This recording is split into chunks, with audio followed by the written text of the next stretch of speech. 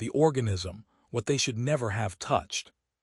They thought the planet was silent because nothing alive could scream under 212 meters of stone. They were wrong. The thing beneath the mine had been listening for ages, and the moment the drill bit touched its skin, it began learning the taste of men. Part 1. Miners. The Cayman drill gnawed into the xenolith at a depth of 212 meters, and Caleb Ward felt the vibration through his whole body. It climbed from the soles of his magnetic clamps to the base of his skull, where the synapse neural interface pulsed a steady green and fed telemetry straight into his visual cortex. The rock here was unlike anything he had seen in 12 years on far belt workings. Instead of the usual layers of ferromagnetic basalt or loose orgasilicate for which the moons of Hadar were known, the drill crown faced a monolith of unnaturally smooth texture, clouded with a dull violet sheen in the light of the helmet panels. Caleb glanced at the information window hanging in the lower left corner of his vision. The interface opened the spectral analysis and the figures looked wrong. Silicon, carbon, traces of yttrium, and something the onboard analytics marked as unknown. 47 years alive, 23 of them in mines, had taught him never to trust pretty stone. Harper always said he was paranoid. Bate argued with her, not paranoid, professional. Both of them were waiting for him on Elysium 3, in a little dome on the shore of an ammonia sea, and both of them had told him to come back. Pike cut the revs by a third, he said into the communicator built into the faceplate of his Mk-7 shell suit. You wound me, Caleb. I feel this Cayman better than I feel my own right hand.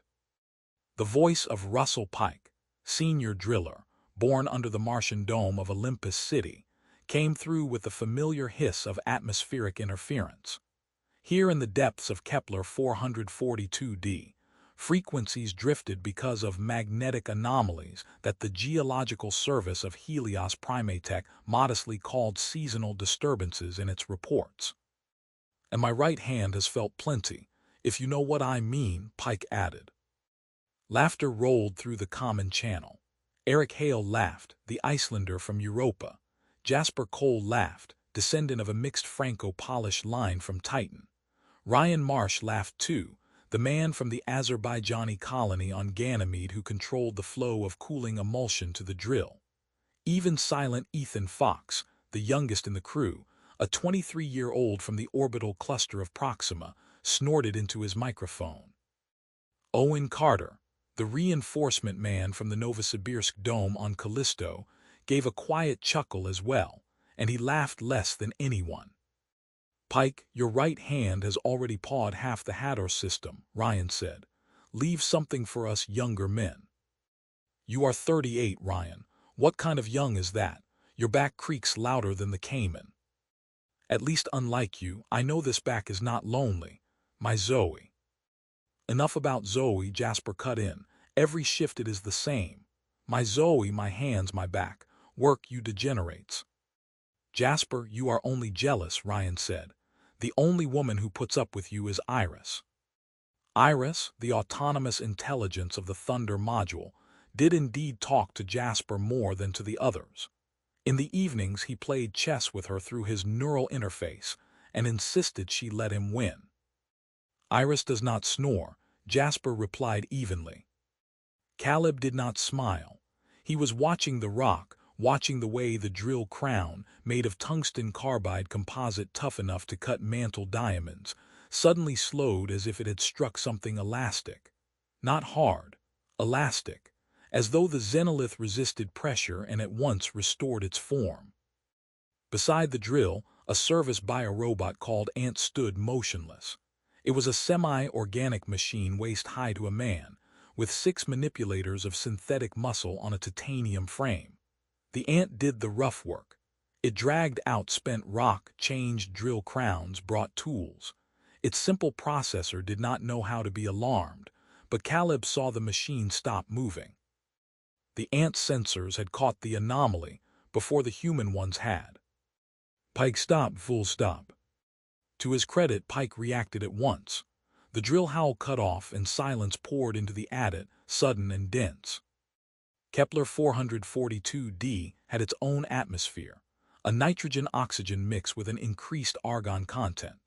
On the surface, the planet was covered with growths of so-called coral heather, lilac silico-organic vegetation, whose hollow stalks rang like thin glass when the wind moved through them. Beneath the heather spread fields of mica moss, flat-scaled organisms that shifted from turquoise to black, depending on the intensity of the star. A beautiful planet, alien, unfit for life without a suit, but beautiful. Down here at 212 meters, there were no sounds except the clicks of life support systems in their suits and the distant hum of ventilation circuits. And now Caleb heard something else, barely distinct, right at the edge of perception. Rhythmic, not mechanical. Or rather, it was not even a sound, but a vibration caught not by hearing, but by the neural interface itself, and converted into an auditory image. The rhythm resembled a heartbeat, but it was too slow, too heavy for any known organism. One dull thud, then a pause long enough for 3 full breaths, then a second thud. A wild cold thought came to Caleb. They were not drilling into simple xenolith. They were drilling into a crust behind which there was a heart, and now, disturbed, it was waking up. "What is it, Chief?" Ryan asked, stepping closer. His suit, spattered with gray emulsion, gleamed dully in the work lights. Ryan looked over Caleb's shoulder and fell silent. The rock in front of the drill crown was moving. Slowly, almost imperceptibly. The violet surface rippled like the skin of some enormous sleeping thing troubled by touch. "What the hell is that?" Ryan said softly, without his usual bravado. Caleb lifted a hand, ordering silence. His neural interface recorded the rise of his pulse, and a yellow stress monitor icon appeared in the corner of his sight. He dismissed it with a habitual mental gesture. The ant backed away from the wall. Its manipulators drew in against the body, and the diagnostic indicator on its back shifted from green to orange. A simple processor incapable of fear classified the situation as abnormal and retreated to a safe zone. The machine had more sense than the men.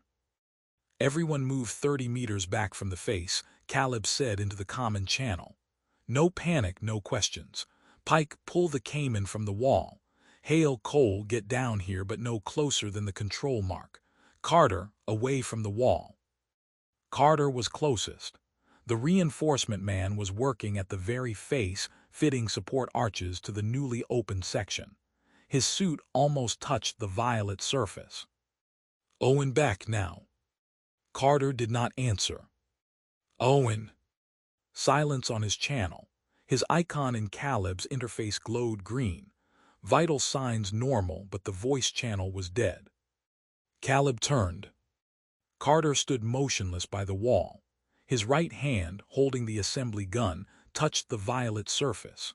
At the point of contact, the glove of his suit had lost its shape and blurred, as if the composite had softened.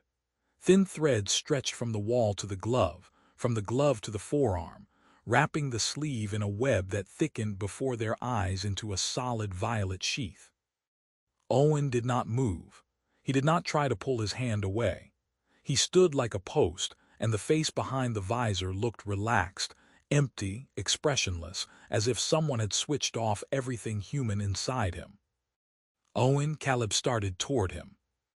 Ryan caught him by the shoulder. "Caleb, no, look." Caleb looked. The wall behind Carter opened. It did not crack, did not collapse. It opened like a mouth, like a throat, like something for which no human word existed. The violet mass formed a hollow, and from that hollow came not air, not gas, but something Caleb's neural interface could not identify, marking it as an unclassified aerosol effect. The suit sensors spiked. The chemical composition of whatever came from the wall changed every fraction of a second, as though the substance were rebuilding itself at the atomic level, testing molecular combinations, selecting a key. To the suit, to the man inside. Carter began to move, but not by himself. His body leaned backward into the wall, and the wall accepted him. The violet mass flowed around the suit, climbed over his legs, over his torso, over the helmet. For a moment the visor stayed clear, and Caleb saw Owen's face. Calm, eyes closed like a sleeping man. Then the visor filmed over with violet slime, and Owen Carter vanished into the wall without a sound, without a scream, without a trace. The wall did not merely swallow the reinforcement man. It began digesting him in front of them, turning the process into a grotesque display. On the smooth violet surface, there emerged a huge raised relief of a human body in a suit, slowly stretching in every direction, breaking every law of anatomy.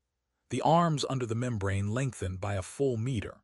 Joints twisted at sharp, impossible angles.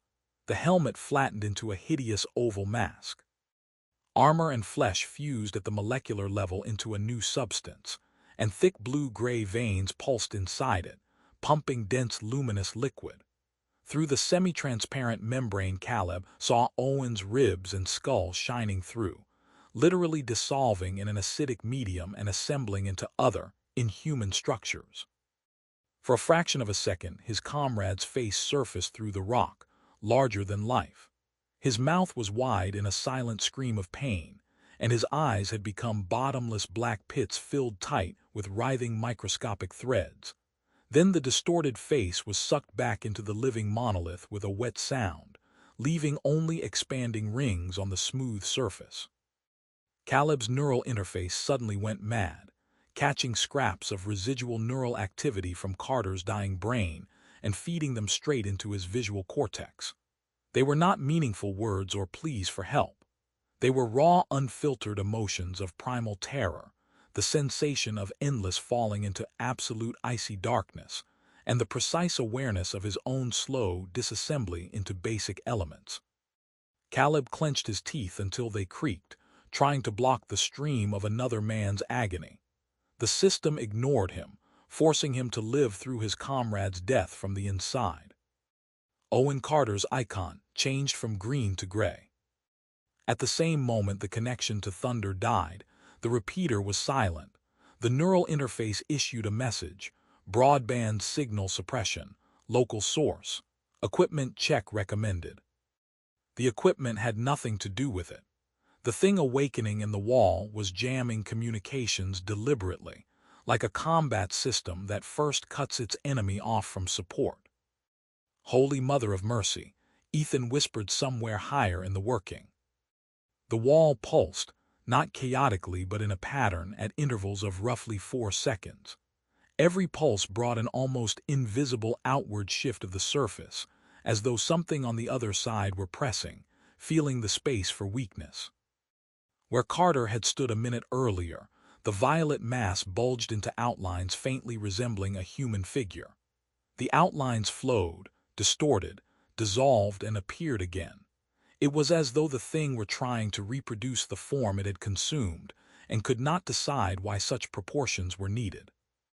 Ant 6 was 5 meters from the wall. Its sensors kept scanning, and through the interface Caleb saw the data transmitted by the biorobot. The spectral analysis of the violet surface changed every second. The atomic lattice of the substance rebuilt itself in real time, switching between crystalline structures, not one of which matched any known mineral or synthetic material. This was not an organism in the usual sense. It was a substance capable of being anything: metal, organic matter, gas, plasma. It moved through states the way a man chooses tools from a box. Combat form. The words surfaced in Caleb's mind with nightmare clarity. Old classified Helios Primatech reports he had read on sleepless nights after shifts at lunar base Vostok 7. Artifacts of non-humanoid origin. Remnants of civilizations gone long before life appeared on Earth. Precursors, algae, builders. Xenoarchaeologists had plenty of names for those whom no one had ever seen, whose traces had been found on dozens of dead planets. If the reports were true, weapons of those races could self-reconfigure at the subatomic level. A weapon someone had buried here, or abandoned, or lost. Hundreds of thousands of years ago, perhaps millions, before coral heather covered the surface of Kepler 442d, and Caleb Ward's crew had awakened it with a drill. "Caleb," Hale said, and his voice sounded as though he formed the words only with his lips, "we have to go." Caleb nodded, the movement of his helmet reflected in Ryan's visor. "Fall back through the adit, quietly. Do not run. Ethan first, Jasper behind him. Pike, leave the Cayman." "The Cayman costs 3 years of my wages," Pike objected automatically. "And you are worth nothing if you stay here, so move. Leave the ant." They began to retreat. The adit the Cayman had cut over 3 weeks climbed back and upward toward the distribution shaft, and from there to the surface.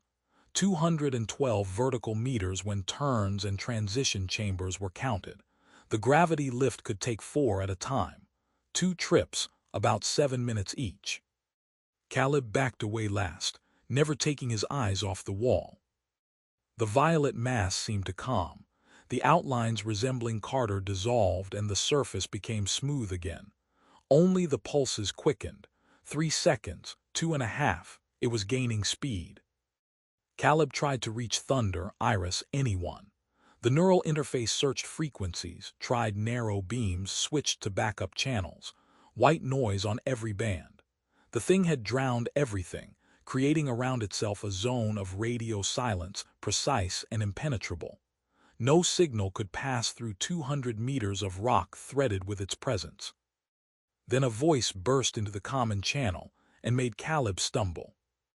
It was definitely Carter's voice, but horribly distorted, stretched as if played on old worn tape. There was no pain in it. There was something worse, emptiness and obedience. "It is not painful here. It is quiet here. It wants to understand." Ryan breathed, looking around at the walls.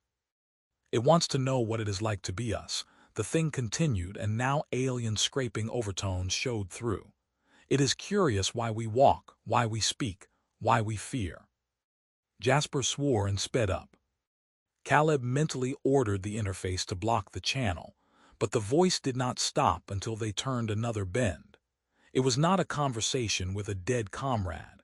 It was probing, an attempt by the creature to master human speech and emotions through the recycled brain and vocal cords of the first man it had swallowed. They had gone 20 meters when the sound changed. The silence that filled the adit after the drill stopped ceased to exist. In its place came a low-frequency hum so deep the suit could not screen it out. The vibration came from the walls, the floor, the ceiling, everywhere. Caleb stopped and looked back. The walls of the adit were moving.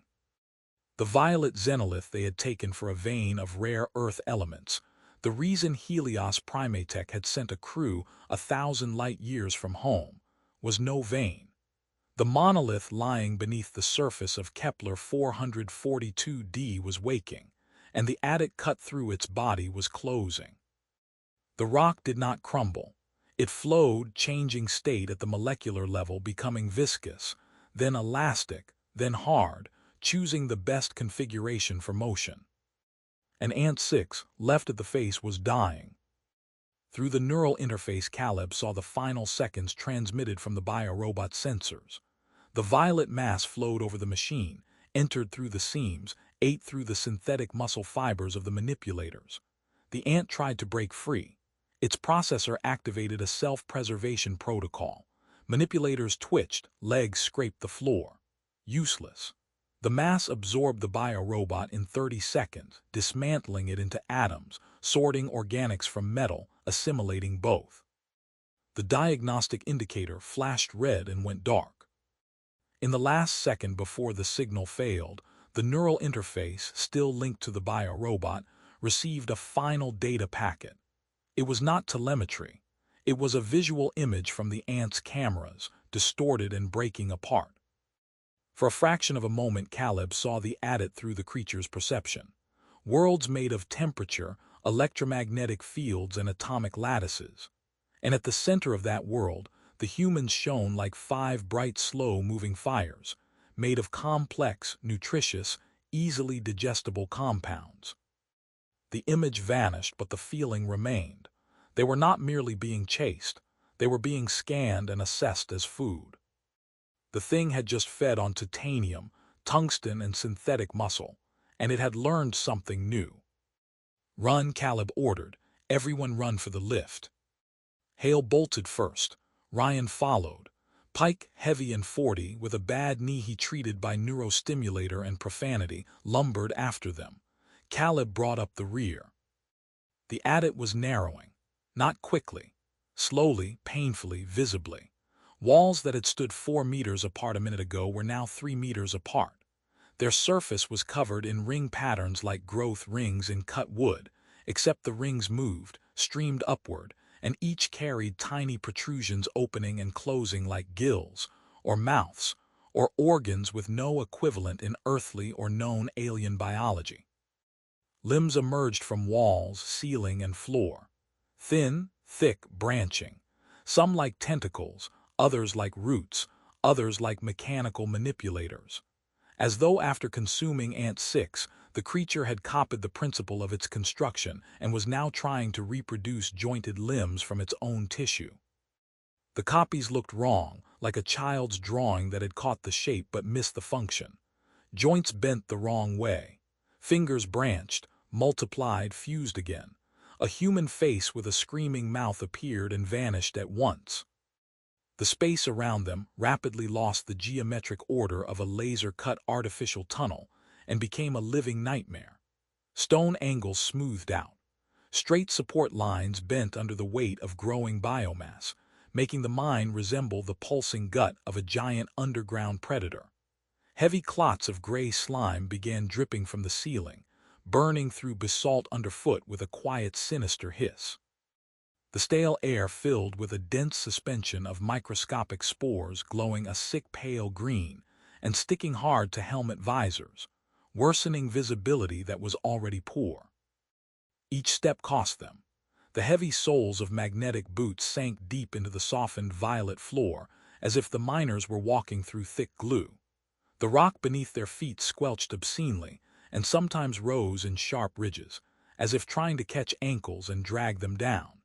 In the changed walls, wet asymmetrical slits opened and closed everywhere, jets of scalding vapor bursting out under pressure with the nauseating smell of burned and rotting meat.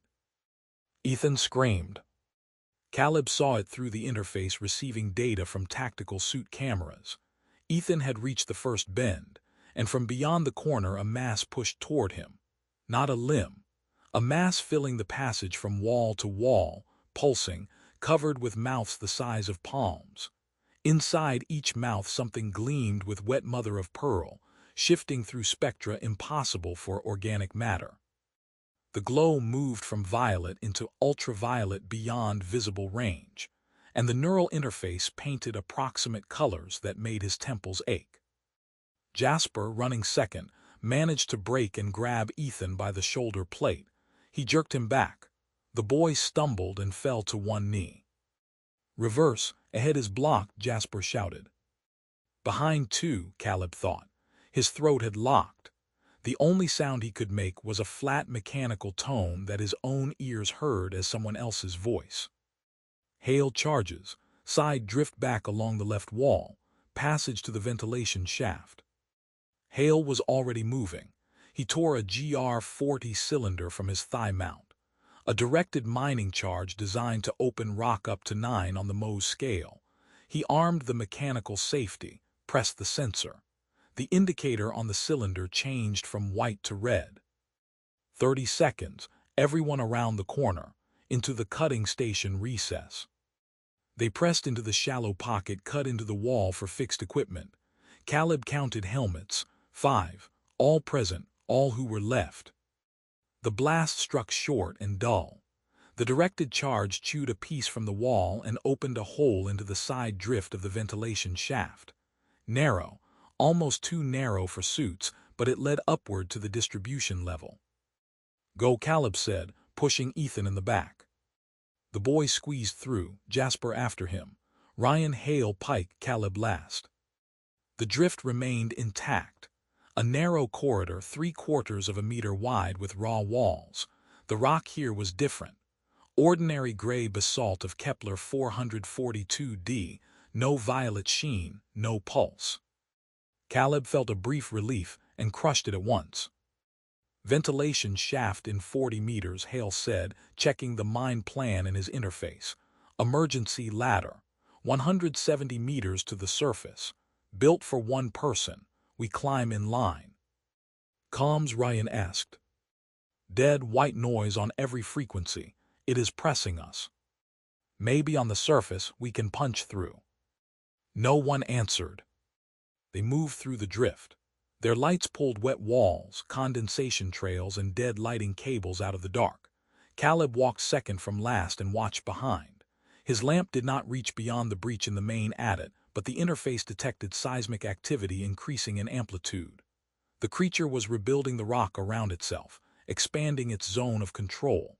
Its presence was physical, like pressure on eardrums, like a metallic taste on the tongue, though his mouth was sealed behind a suit.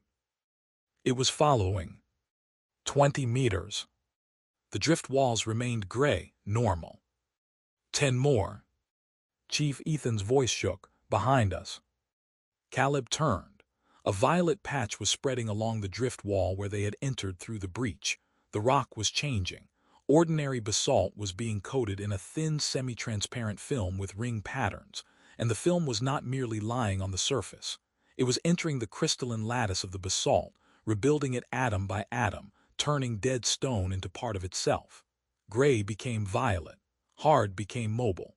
The boundary between normal rock and creature blurred every second. Run! They ran. The drift would not let them build speed. Suits scraped walls, cables, rock projections. Pike was wheezing. His breath in the communicator sounded like a hoarse whistle. The ventilation shaft opened before them, a vertical well with a steel emergency ladder fixed to the wall. Circular section, 1 meter and 20 centimeters across. Ethan up, Jasper after him. Ryan, Hale, Pike, I am last. Caleb assigned the order while tracking the advance of the violet film through the interface. 20 meters from them. 15. Ethan climbed. Jasper followed. Ryan. Hale lingered at the shaft entrance. Second charge, he said, looking at Caleb. Through visors it was hard to read a face, but Hale's eyes were calm and focused. The man from Europa's ice caves, used to collapses and sudden death, treated the situation as a technical problem. Collapse the entrance. Maybe it holds. A mining charge will bring down 6 cubic meters.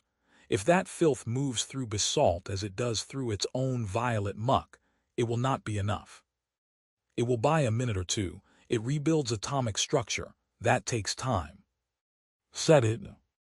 Hale fixed a GR-40 to the drift ceiling above the entrance to the ventilation shaft, activated it, set the timer to 60 seconds, then climbed. Caleb followed. Pike was below him. They climbed, rung after rung in the hollow metal tube enclosed by their own heavy breathing. The interface counted down to detonation. 40, 30, 15. The explosion came from below as a dull blow through the ladder brackets, the shaft walls, their bones and teeth. The ladder shuddered but held. Dust rushed upward, flowing around suits, clouding lamps. The men kept climbing. 100 meters, 120, 140. Pike was falling behind. Do not stop, Pike, Caleb said without pressure. He had known Russell Pike for 9 years. They had worked asteroid mines together, survived the depressurization of the Callisto habitat, where Owen Carter had also been present and had sealed the breach with assembly foam.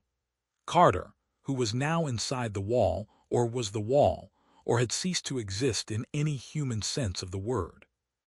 30 meters more. Caleb. Pike stopped. My leg. The man looked down. A tendril had pushed from the ventilation shaft wall straight through the steel lining and wrapped around Pike's left ankle. Violet, with ring patterns. Small gill mouths on its surface opened wider. Caleb saw the suit begin to lose structure where it touched. The composite armor of the Mk7 shell dulled, became porous. The creature was not cutting or melting the material. It was rebuilding it at the atomic level, turning polymer composite into something permeable and suitable for absorption. Pike jerked his leg. The tendril did not release. "Cut it," he said. Caleb had an emergency industrial plasma cutter on his belt. He pulled it free and activated it. A thin blue tongue of plasma at 3,000 degrees flared in the gloom. He aimed it at the tendril. The plasma touched the violet surface and the tendril reacted. It did not recoil. It did not burn. The ring pattern sped up, and the surface of the limb at the contact point changed texture. It became mirror smooth, reflective. In a fraction of a second, the thing had rebuilt its outer layer into heat-resistant ceramic, trying configurations until it found the right one.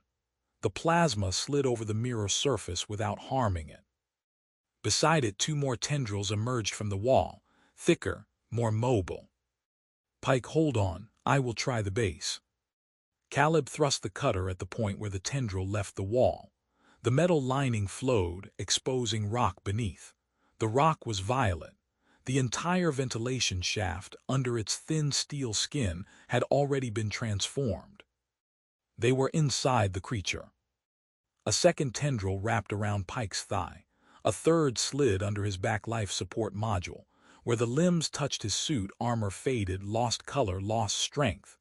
The creature was taking polymer molecules apart, carefully, methodically, like a surgeon opening tissue.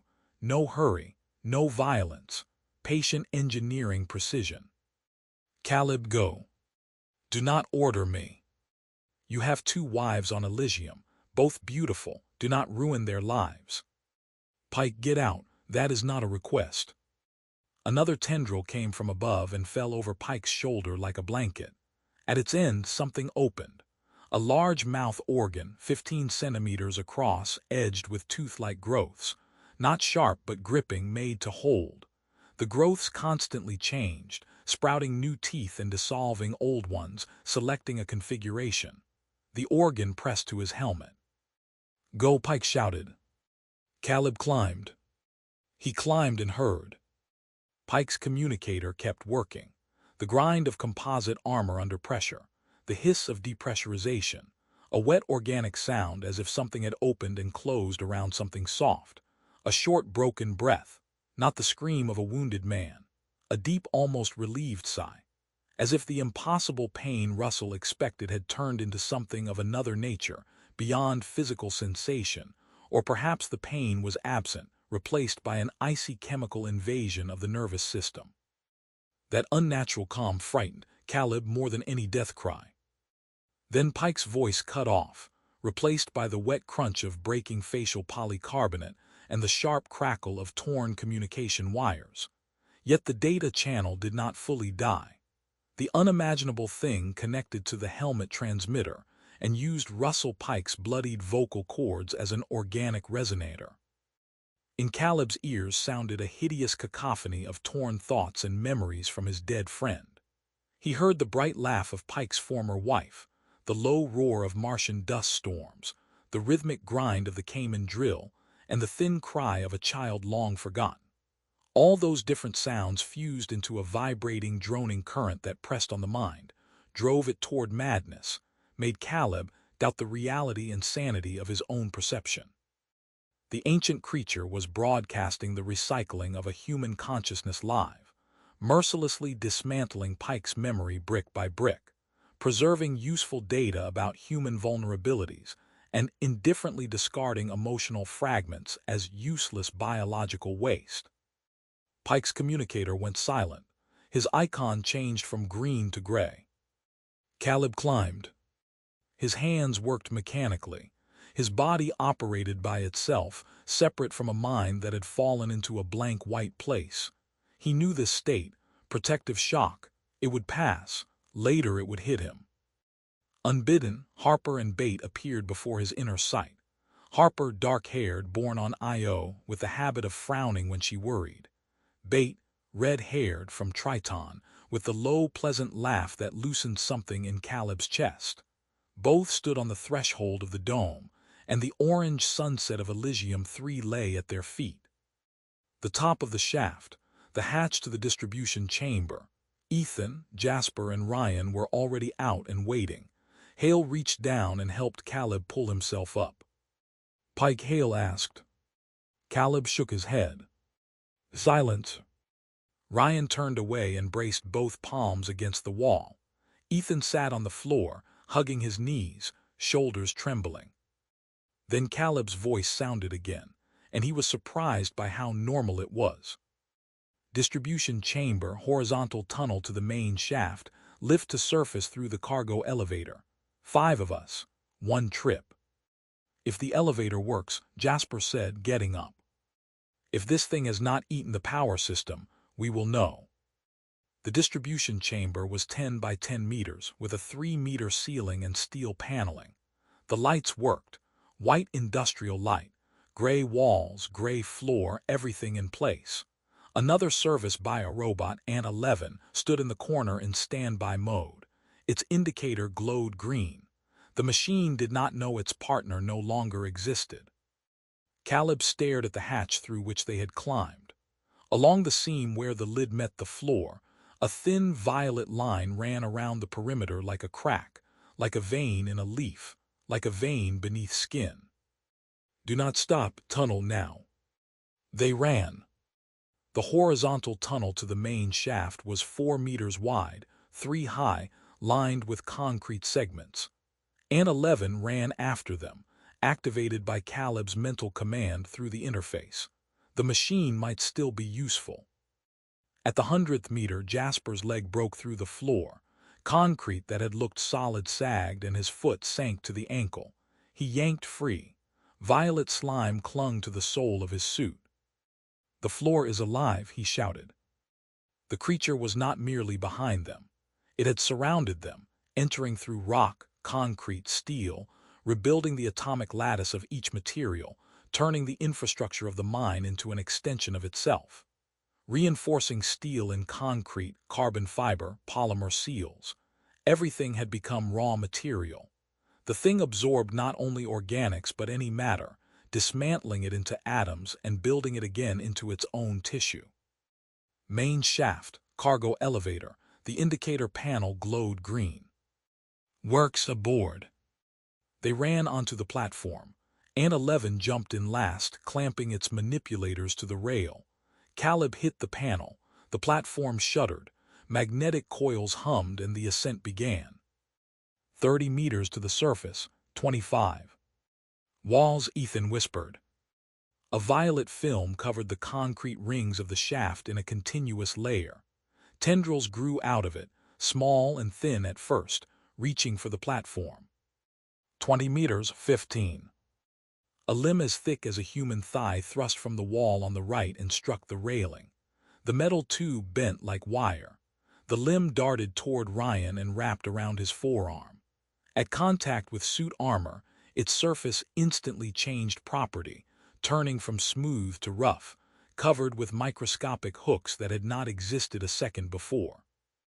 Adaptation in real time. "Get it off, get this swine off," Ryan shouted. Caleb swung the plasma cutter. The blue tongue plunged into the violet surface. The limb froze for a moment, rebuilding its outer layer into mirror ceramic. Caleb used the pause. "Ryan, pull your arm." Ryan jerked. The limb slipped from the smooth sleeve. The composite armor was slick enough to prevent the grip from setting. Ryan fell to his knees. The suit forearm had lost integrity, and the interface flashed red. An emergency membrane swelled, filling the breach. 10 meters, 5. Surface. The automatic doors opened, and light flooded the shaft. The platform emerged. They leapt onto ground covered with hard coral heather that crunched underfoot like broken glass. A weak wind carrying the acrid taste of argon washed over their suits. Ant 11 jumped after them, its manipulators biting into the ground. And here on the surface, the suppression weakened. Caleb's interface caught a weak signal. Iris broke through on an emergency narrow beam from orbit. "Ward crew, I have your biomarks. Loss of contact recorded at 16 minutes. Silence protocol active." Iris' voice, even and emotionless, seemed to Caleb like the voice of a merciful god. Omega priority, Caleb said. Active xenomorph detected in working. 2 personnel lost, Carter and Pike. The entity can reconstruct matter atomically, absorbs organic and inorganic matter, jams communication, adapts to exposure, emerging onto surface. Prepare docking node. We are coming up on Gale K. Pause half a second. For an intelligence of Eris class and eternity. Accepted, Commander. Docking node 3 prepared. Biosecurity protocol active. Operator Blake and Medic Reed notified. Maximum evacuation speed recommended. Anomalous seismic activity detected around your working. Expansion speed 12 meters per minute and accelerating. Landing pad 200 meters away. To the shuttle, Caleb said, pushing Ethan. Run. They ran across the heather. Glass stalks rang and snapped underfoot. The orange sky hung low. On the horizon rose hills covered in snake scrub, silico-organic thickets with thick-scaled trunks that curled into spirals when the wind changed. The landing pad. Gale K stood there, squat and wide.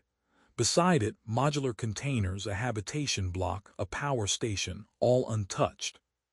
Hale, charge case in the storehouse. Jasper, help him. Ethan, to the shuttle, start pre-launch. I am third-class pilot, Ethan said, shaking his head. The autopilot will carry you. Start it. Ethan bolted to the side hatch. The door lifted, and the boy dived inside. Hale and Jasper ran to the storehouse. Metal door, code lock. Hale entered the combination. Green case marked GR40, 12 units. Got it. Caleb stood by the shuttle and watched the mine shaft. Something spilled from the hatch. Damn it!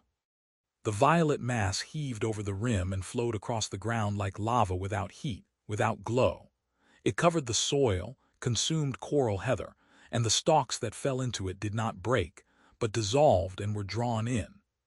Their silico-organic base was processed instantly, and the mass, enriched with new material, accelerated, shifting into a more efficient movement configuration.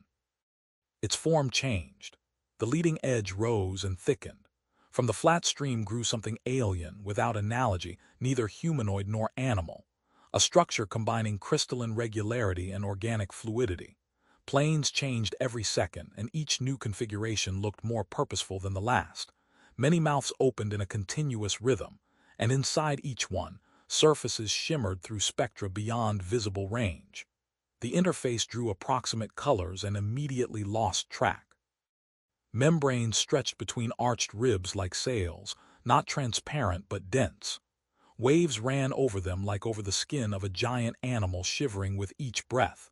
Only it was not breathing. It was scanning. The membranes sensed air vibration, electromagnetic fields, gravitational gradients, everything that could give the thing information about the environment. It was learning the world into which it had emerged. From the base of the mass, new limbs extended. Long, segmented, tipped with sharp points that dug into the ground and pushed the body forward. The creature stood on legs, inhuman legs that might have belonged to something evolved under different gravity, different geometry, a different logic of survival. The main structure reached 5 meters. 6, 7. It grew, feeding on heather and soil, sorting silicon, carbon, metals, water, everything within contact range. No earthly organism could do this. No technology known to humanity in 1,000 years of space expansion could reproduce it. A weapon of a civilization that had gone so far down the road of development that biology and engineering had ceased to be different things. Ethan status. Pre-launch running. Reactor warming 3 minutes. The mass covered 100 square meters. Its advance was speeding up. Small forms split from the base and ran across the heather, throwing out temporary limbs that formed, pushed, and retracted. Dozens of fragments, each the size of a large dog, swift, coordinated, working like a pack or like the fingers of one hand. From the corner of his eye, Caleb saw one of the fragments suddenly stop. It did not attack. It froze, and its flat body flowed into a crude human shape, hastily made, with arms too long and no head. The figure turned toward them and copied with unnatural precision the gesture Ethan had made a second earlier when he stumbled. A convulsive swing of the arm for balance. "It is copying us like an ape," Ethan whispered, paler than before. "An ape does not know how an atom is built," Hale snapped without slowing. "It is not copying. It is learning to be us. Learning to move like us so it can catch us." An 11 stood at the edge of the pad. Its sensors scanned the approaching mass. Caleb sent it an order through the interface. "Delay." The biorobot obeyed. It turned toward the mass and moved to meet it, spreading its manipulators and blocking the way. An absurd gesture. A semi-organic machine against a substance capable of rebuilding matter. But the ant followed orders. The first fragment reached it. The biorobot seized the thing with its manipulators, trying to hold it, push it back. Synthetic muscles tightened. Titanium frame creaked. The fragment flowed over the manipulators and climbed them toward the body. Ant 11 repeated Ant 6's fate. This time Caleb watched from outside. The machine sank into the violet mass as into quicksand, and the mass changed color at the points of contact with the titanium frame, taking on a metallic shine as it assimilated new material. After 20 seconds, only the indicator remained. It flashed red and went dark. But the 20 seconds Ant 11 bought were priceless. Hale charges. Hale armed 4 GR-40s, set the timers to 15 seconds, and threw them one after another toward the mass. The cylinders stuck in the ground before the leading edge. "Everyone aboard." Ryan fell through the hatch with one arm useless. Jasper jumped in after him. Hale passed the case of remaining charges to Caleb. The explosions came. 4 directed blasts tore pieces from the creature and scattered chunks across the heather. The fragments writhed, trying to crawl back to the main body, but the mass slowed. Its leading edge sagged. Arching structures folded. Membranes retracted. The thing was rebuilding itself, compensating for damage. That took seconds, precious seconds. 2 minutes. Caleb stood at the hatch. Hale climbed inside. "Caleb, jump," Hale called. 1 minute. The mass moved again. Reconstruction complete. Now the creature did not waste resources on vertical structures. It flattened, became thinner, wider, faster. A wave of violet substance rolled over the ground, absorbing everything before it. The habitation block sagged, its walls softening, flowing, sinking. The power station leaned. Containers vanished one by one. Caleb activated the last 2 charges in his hands, set them to 10 seconds, and threw them in front of the pad. Then he climbed into the shuttle and struck the hatch close lever. The door slid down. Through the last gap before full closure, a thin violet tendril shot inside. It entered the cargo bay, stretched half a meter and froze, tasting the air, trembling. Its surface shimmered, adjusting to the temperature and chemical composition inside the shuttle. Microscopic mouths and gills opened to sample. Jasper grabbed a pry bar from the emergency kit and struck. The bar slammed the tendril to the edge of the closing door. The hatch sealed, severing the limb. A stump 20 centimeters long fell to the cargo bay floor and thrashed like a fish on land. "Do not touch it," Caleb shouted. The stump stopped thrashing and went still. Its surface changed, became matte and dry. The violet color faded to gray. Cut off from the main body, the fragment had lost its atomic reconfiguration ability, or it had gone to ground. Explosions hammered outside, and the shuttle rocked. "Launch!" Caleb staggered into the cockpit. Ethan sat in the pilot's seat. His hands lay on the armrests, and the neural interface fed brain impulses directly into the onboard system. Pre-launch complete, reactor active, giving thrust. The shuttle roared hard, emergency hard, acceleration crushing everyone to the deck. Magnetic clamps failed to hold. Caleb slammed into a bulkhead, but the shuttle was rising. Through the port he saw the landing pad shrink below. The violet mass flooded everything, consuming, processing.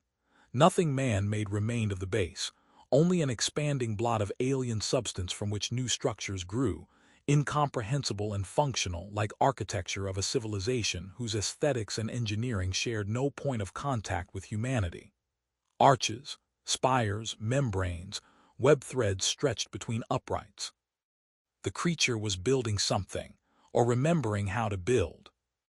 Remembering after hundreds of thousands of years of sleep what it had once done, when those who created it still existed. The shuttle gained altitude. The overload eased. The interface established stable connection with thunder through the transmitter, and Iris' voice filled the channel.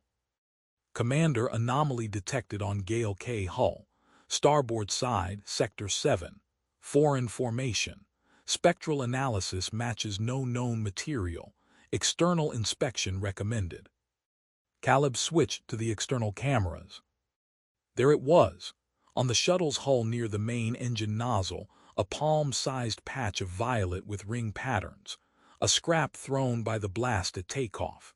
It had stuck to the titanium skin and was spreading centimeter by centimeter. The rings moved faster than below. Vacuum did not hinder it. "The stump on the cargo bay floor," Caleb said. He looked back. The gray, motionless piece of severed limb lay where it had fallen, but its surface had changed. From gray back to dark violet, tiny mouth gills opened. The stump had awakened. Cut off from the main body, deprived of mass for growth, it could not expand much. But it could change its own structure, rebuilding the atoms it already had. Its form flowed, lengthened, and thinned. From the stump extended a thread, thin as wire, and it crept across the floor toward the cargo bay wall. "Jasper stump," Caleb shouted. Jasper saw it. The thread reached the wall and touched the steel panel. The metal clouded at the point of contact. Atomic reconstruction had begun. Jasper grabbed the pry bar and brought it down with all his strength. Again. The thread split. The stump jerked and sent another thread in a different direction. Jasper struck again. Hale joined him, hammering the fragment with a tool box. The fragment flattened but did not die. Its mass redistributed, becoming thinner, wider, pressed to the floor and slipping into microcracks. "This is useless," Hale breathed. Iris, Caleb switched channels. "Xenomorph fragment inside shuttle, another on outer hull. Need solution, fast." A pause, a quarter second. "Commander, emergency docking with module Thunder recommended. Immediate crew evacuation. Shuttle separation and destruction. Shield class emergency laser. Output 200 kilowatts. Can vaporize Gale K in 90 seconds of continuous exposure. Internal fragment should be isolated in a sealed container until evacuation." Container. Caleb turned.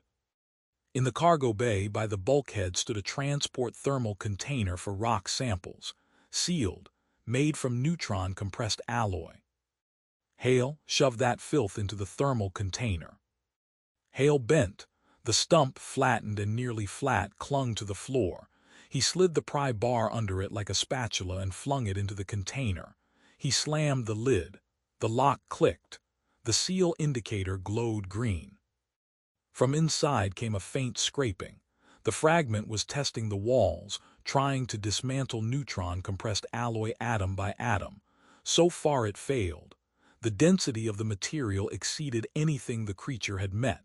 So far. "How long will the container hold?" Ryan asked from the corner. "I do not know," Hale said, "but we need 5 minutes, no more." 5 minutes to docking. The patch on the hull was growing. External cameras showed violet film creeping toward the engine bay. Thin needles rose from it, piercing the ceramic coating and entering subsurface layers of titanium armor. Each needle rebuilt the metal around itself, expanding the zone of control. Iris, increase maneuvering thrust, maximum docking speed. Raising maneuvering engine output by 40%. Warning, acceleration will reach 3.2 standard gravities. Restraint recommended for Ryan Marsh due to arm injury. The overload drove everyone into the benches. Ryan groaned through clenched teeth. Jasper gripped the rail. In the cockpit, Ethan controlled through the interface. His body hung limp in the seat, but his brain worked directly with navigation, and the shuttle took the course with precision that would have shamed an autopilot. 3 minutes. Thunder grew in the viewing window, a silver cylinder with a ring solar array. Docking lights. 2 minutes. The patch reached the engine bay. Right main thrust dropped by 7%. Iris compensated with maneuvering thrusters. 1 minute. Docking click. Contact. Everyone out of the shuttle. They rushed through the docking tunnel. Thunder met them with sterile light and recycled air. Blake at the lock, Reed with a medical kit. The container, Caleb shouted. Hale. Left it in the shuttle. Everyone inside, Caleb counted. Ethan, Jasper, Ryan, Hale, 4, all. Blake separate. Pyrobolts fired. Gale K detached and drifted slowly away. Laser now. Iris aimed the shield without Blake's help. 200 kilowatts of continuous radiation struck the retreating shuttle. Titanium skin opened. The reactor spilled. A soundless, blinding flash. Caleb stood at the observation window and waited. A cloud of debris expanded. Iris analyzed the spectrum of each fragment. Violet substance not detected in debris field. Thermal effect from reactor explosion exceeded estimated xenomorph stability threshold. Continued monitoring for the next 12 hours recommended. Everyone exhaled. Not with relief, merely exhaled because the body remembered breathing was necessary. Caleb removed his helmet and wiped his face. Stubble, sweat, exhaustion. 47 years. Lunar colony Vostok 7, which he had left at 24 because the lunar mines had wrung from him everything they could, and he had gone onward to the stars. Mars, Europa, Callisto, the Kuiper Belt, the Hadar system, and now Kepler 442d, a planet where something lay beneath the ground, something unimaginably old and unimaginably alien. Hale came over and sat beside him in silence. After a minute he spoke. Caleb, down below it is still growing. Iris records expansion of the anomaly zone at 15 meters per minute, accelerating. I know. Quarantine protocol. The system will be sealed. Helios Primatech will withdraw assets if they have time. If it does not find a way to reach orbit. The thought lay between them like the severed violet limb on the shuttle floor. Alive, dangerous, capable of growth. A creature that rebuilt matter atom by atom. A creature that adapted to any environment from mountain rock to vacuum. A creature that learned. After consuming Ant-6, it copied the principle of jointed limbs. After consuming Owen Carter and Russell Pike, it gained access to human biology, neural interfaces, and the knowledge stored in 2 human memories. What would it draw from that knowledge? Iris, Caleb stood. Send emergency packet to Helios Primatech headquarters. Omega priority. Copy to the United Colonial Council and the Xenobiological Institute of Earth. Planet Kepler 442d, working Sector 17. Active xenomorph detected. Presumed artificial combat origin. Estimated burial age from 100,000 to several million years. Affiliation unknown. Presumably one of the precursor civilizations. Form capable of subatomic self-reconfiguration. Adapts to any environment including vacuum.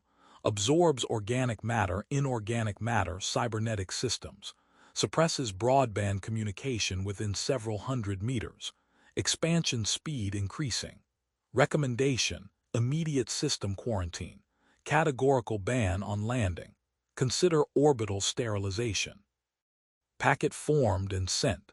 Commander, delivery time to nearest long-range relay, 1400 hours. To Helios Primatech headquarters, 22 days. 22 days. In 22 days, a creature expanding at 15 meters per minute and accelerating would cover.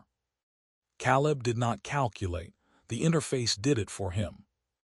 At current dynamics, the entire continent in 11 standard days. He turned from the window. Ethan sat on the floor against the bulkhead, face gray and sunken. 23 years old. On Proxima, where he had come from, boys entered mines at 18. The young miner had worked 5 years, and until today had seen nothing that could not be explained by geology, physics, or someone's mistake. Now he had. Chief Ethan opened his eyes. "What is it?" Caleb sat beside him and was silent. "I do not know, Ethan. A very old weapon. Someone made it. Someone buried it. Maybe abandoned it, maybe used it and forgot. And we found it. Carter and Pike, they are dead." Caleb did not answer at once. He thought of Carter's face in the last moment, calm with eyes closed like a sleeper, and of Pike's sigh, almost relieved. What had they felt? What had it done to them? Dismantled them into atoms like the ant or something else? Something for which no word existed because no human had ever survived it and returned to tell. "Yes," he said at last, "they are dead." Ethan nodded and closed his eyes. Caleb leaned back against the wall. Closed eyes, darkness, faces in the dark, Harper frowning, Bate laughing her low, bright laugh, both standing on the threshold of the dome, sunset light. He would return to them. In 22 days an answer would come from Helios Primatech. Thunder would leave orbit. The system would be sealed. And below, on the surface of Kepler 442d, the ancient weapon would keep growing, rebuilding the world for itself. Patiently, unstoppably, remembering what it had known once, when those who created it walked among the stars and waged wars whose scale and causes humanity could not even imagine.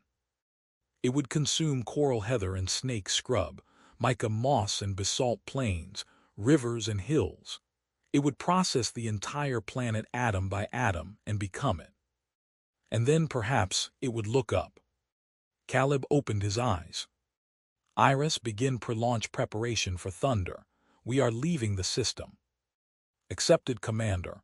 Calculating course to nearest inhabited station. 17 days in hyperjump. Warming main drive circuit." Caleb rose, his legs held. His hands did not shake. Not yet. Later, when Thunder entered hyperjump and the distance between them and Kepler 442d began to be measured in light years, it would hit him. He knew it. But now he had to act. Now he had to get living people as far as possible from what had awakened in the rock they had drilled for money, for a contract, for the lives waiting for them on Elysium 3, Proxima, Ganymede, Europa, Titan. He passed Reed bandaging Ryan's arm, past Blake bent over the console, past Jasper sitting motionless and staring at a wall, past Hale standing by the observation window and looking down at the planet lit by the orange glow of an alien sun. Eric called him. Caleb turned. "We are alive," the man said. Caleb nodded. He did not smile, but he nodded. And Thunder began to wake, preparing to carry 7 people away from a world that no longer belonged to humanity, if it ever had. Part 2, The Crowned. The yacht Seraphine Aurora glided through emptiness on sublight thrust. Her hull, clad in nanocrystalline pearlite, shimmered under distant stars. 320 meters from bow spire to stern stabilizers. 14 decks. A greenhouse with living trees brought from New Tuscany, their leaves producing oxygen scented with lavender. A pool with regulated gravity, where water took the form of floating spheres and swimmers moved inside them like fish in weightless aquariums. A winter garden, a ballroom, an apartment suite the size of a country estate, occupying the whole 3rd deck.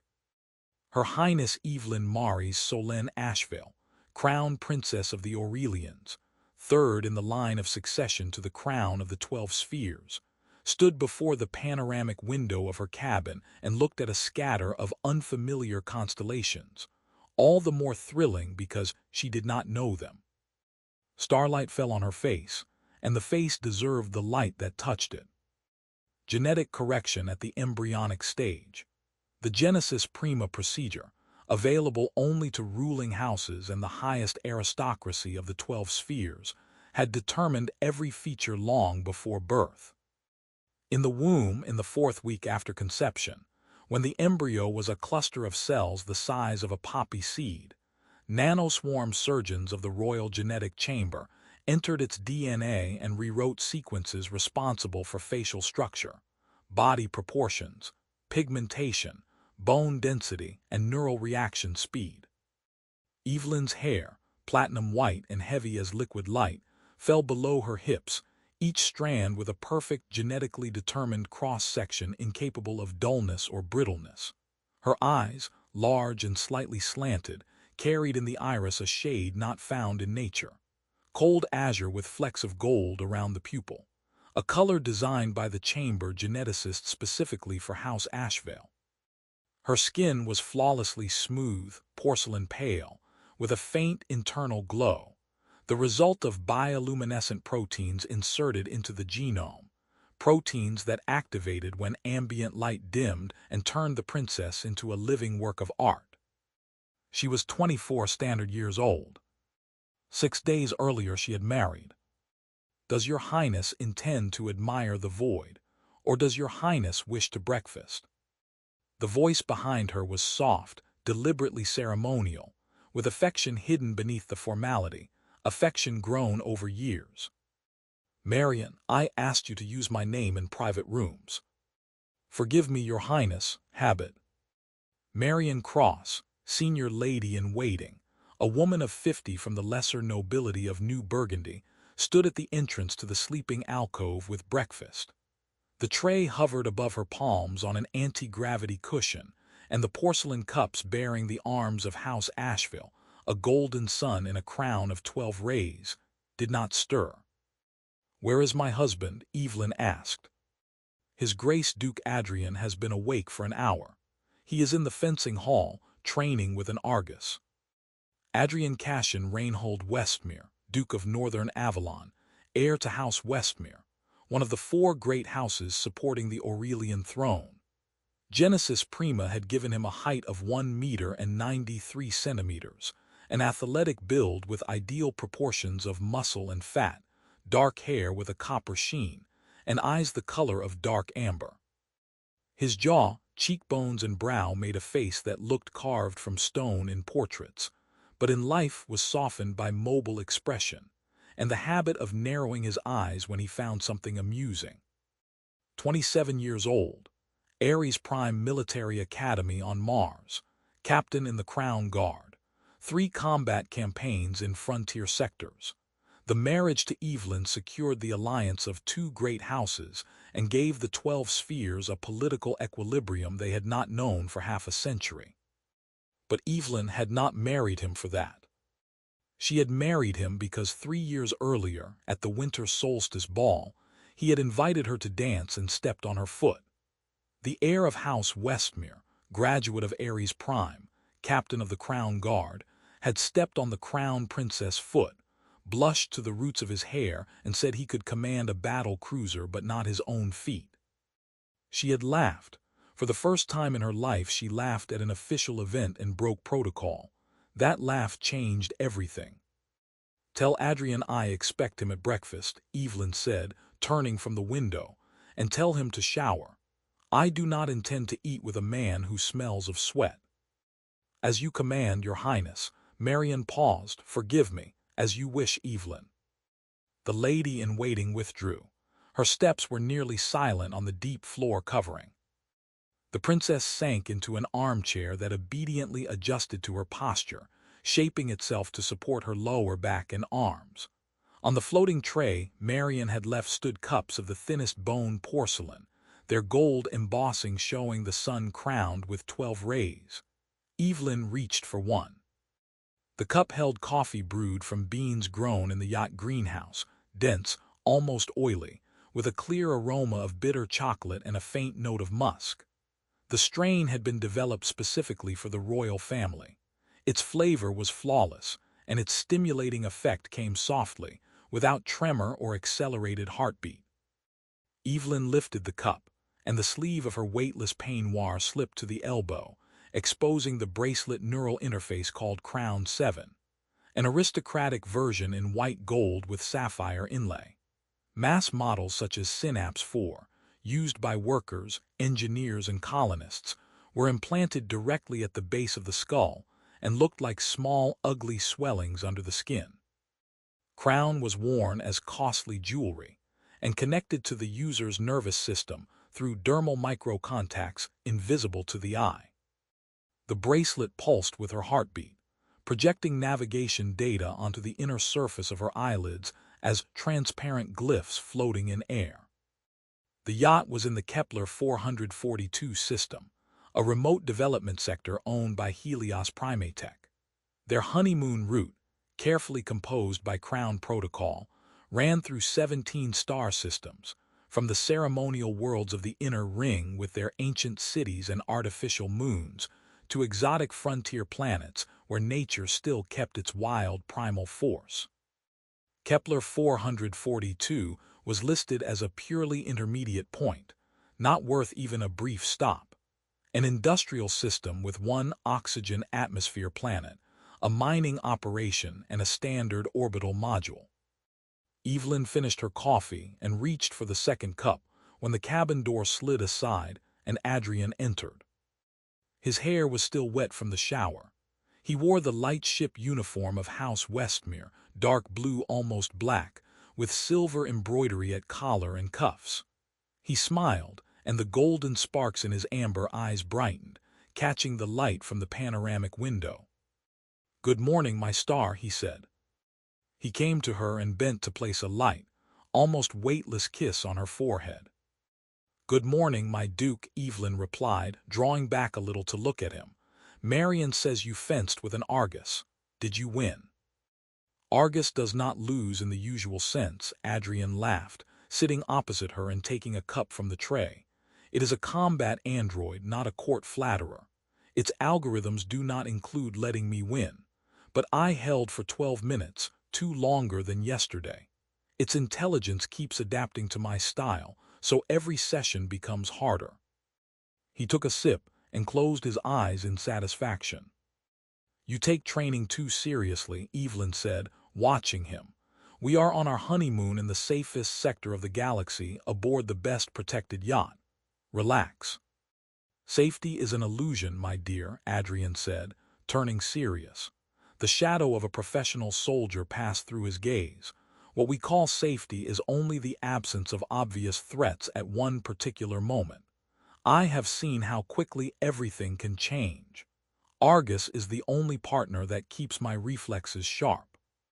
Between them on the floating tray lay a selection of fruit, each grown in the yacht's greenhouse and genetically optimized for maximum taste, aroma, and nutritional value. There were purple pears from New Tuscany, their flesh literally melting on the tongue and leaving an aftertaste of expensive wine, and citrus spheres from Orlia loaded with a vitamin complex tailored to the princess genotype. Evelyn picked up one sphere. The thin skin burst under her fingers, spraying fragrant juice. "Even so," she insisted, "you could spend more time resting. Captain Brent says interesting places await us, and we will reach the Vega system on schedule. There we will have battles on water, not fencing with machines." Adrian was about to answer, perhaps to object or joke, when the cabin intercom, built into a small mother-of-pearl inlaid panel by the door, came alive. "Your Highness." It was the voice of Captain Oscar Brent, commander of the yacht, professionally even, with a barely perceptible note that in 6 days of travel Evelyn had learned to read as bad news. "Forgive the disturbance. May I request an audience?" Adrian and Evelyn exchanged a glance. "Enter, Captain," said the princess. Brent entered, a short, wiry man of 60, veteran of the Royal Fleet, gray-haired, his face marked by a micrometeor burn received 20 years earlier on frontier patrol. He bowed at the exact angle prescribed by protocol for a person of royal blood. "Your Highness, Your Grace, I must report a technical fault. The left hypercircuit was damaged during the last transition, a microcrack in the folding chamber. Repairs will take 6 to 10 hours. Further movement on hyperdrive is impossible until work is complete. Are we in danger? Adrian asked, setting down his cup. None, Your Grace. Seraphine is equipped with a reserve circuit, but activation requires complete shutdown of the primary. We may drift, or, if Your Highness wishes, enter orbit around the nearest body. According to navigation data, the fourth planet of the system is habitable and suitable for short stay. Kepler 442d Helios Primatech Industrial Development. Standard atmosphere. Nitrogen-oxygen with increased argon. Evelyn raised an eyebrow. Industrial development, minors. Correct, Your Highness. However, the registry contains no active operations at present. The orbital module Thunder does not answer requests. Perhaps personnel have evacuated or the module is in automatic mode. Or communications are down, Adrian said. Also possible, Your Grace. In any case, the planet is safe. Atmospheric conditions permit presence in a light suit. The surface is covered with local silico-organic vegetation. According to Geological Service reports, no large fauna exists.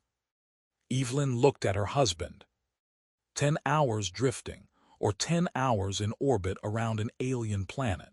They had spent 6 days on the yacht in luxury worthy of their station, but luxury had a way of becoming tiring. Do you want to walk? Adrian asked. In his eyes flashed the boyish curiosity Evelyn loved most in him. On an industrial planet in a suit. You have never seen alien vegetation close up, have you? Silico-organic.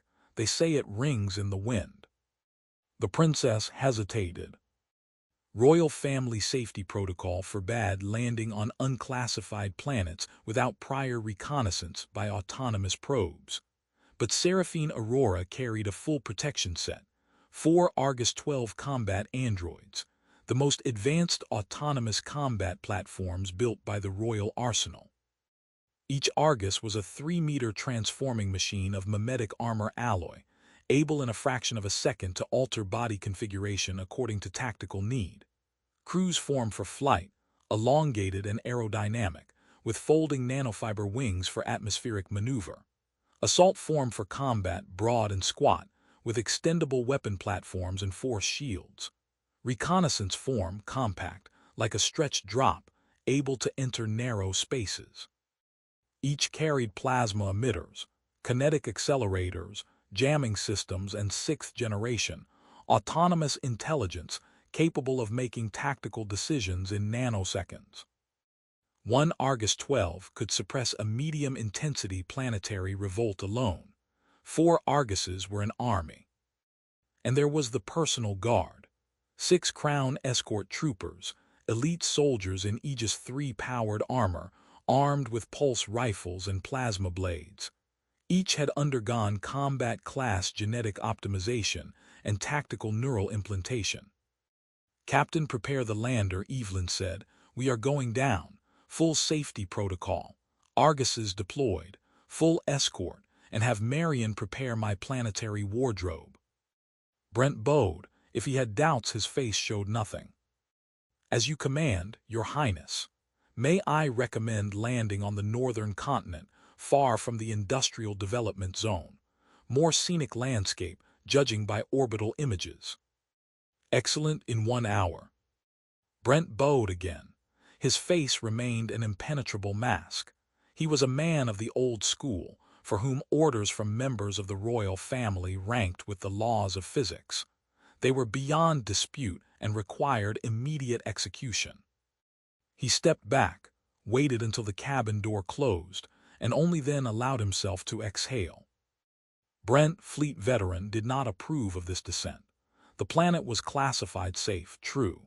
But to him, safety existed only on the decks of Seraphine Aurora, where every cubic centimeter of air was disinfected and every screw checked. Landing on an industrial planet seemed an unjustified risk, an indulgence of pampered aristocracy that he, Brent, would have to cover with his experience and gray hair. But the order had been given, and he headed for the bridge, issuing commands through his neural implant as he went. Adrian leaned back in his chair, arms crossed, and looked at Evelyn. In his amber eyes were irony and mild concern, which he did not try to hide. "You realize, my dear, that we are taking 4 Argus 12 combat androids on a walk, each worth as much as a small cruiser, and 6 guards in Aegis armor. Forces sufficient to seize a small capital quarter on some backward planet will be protecting us."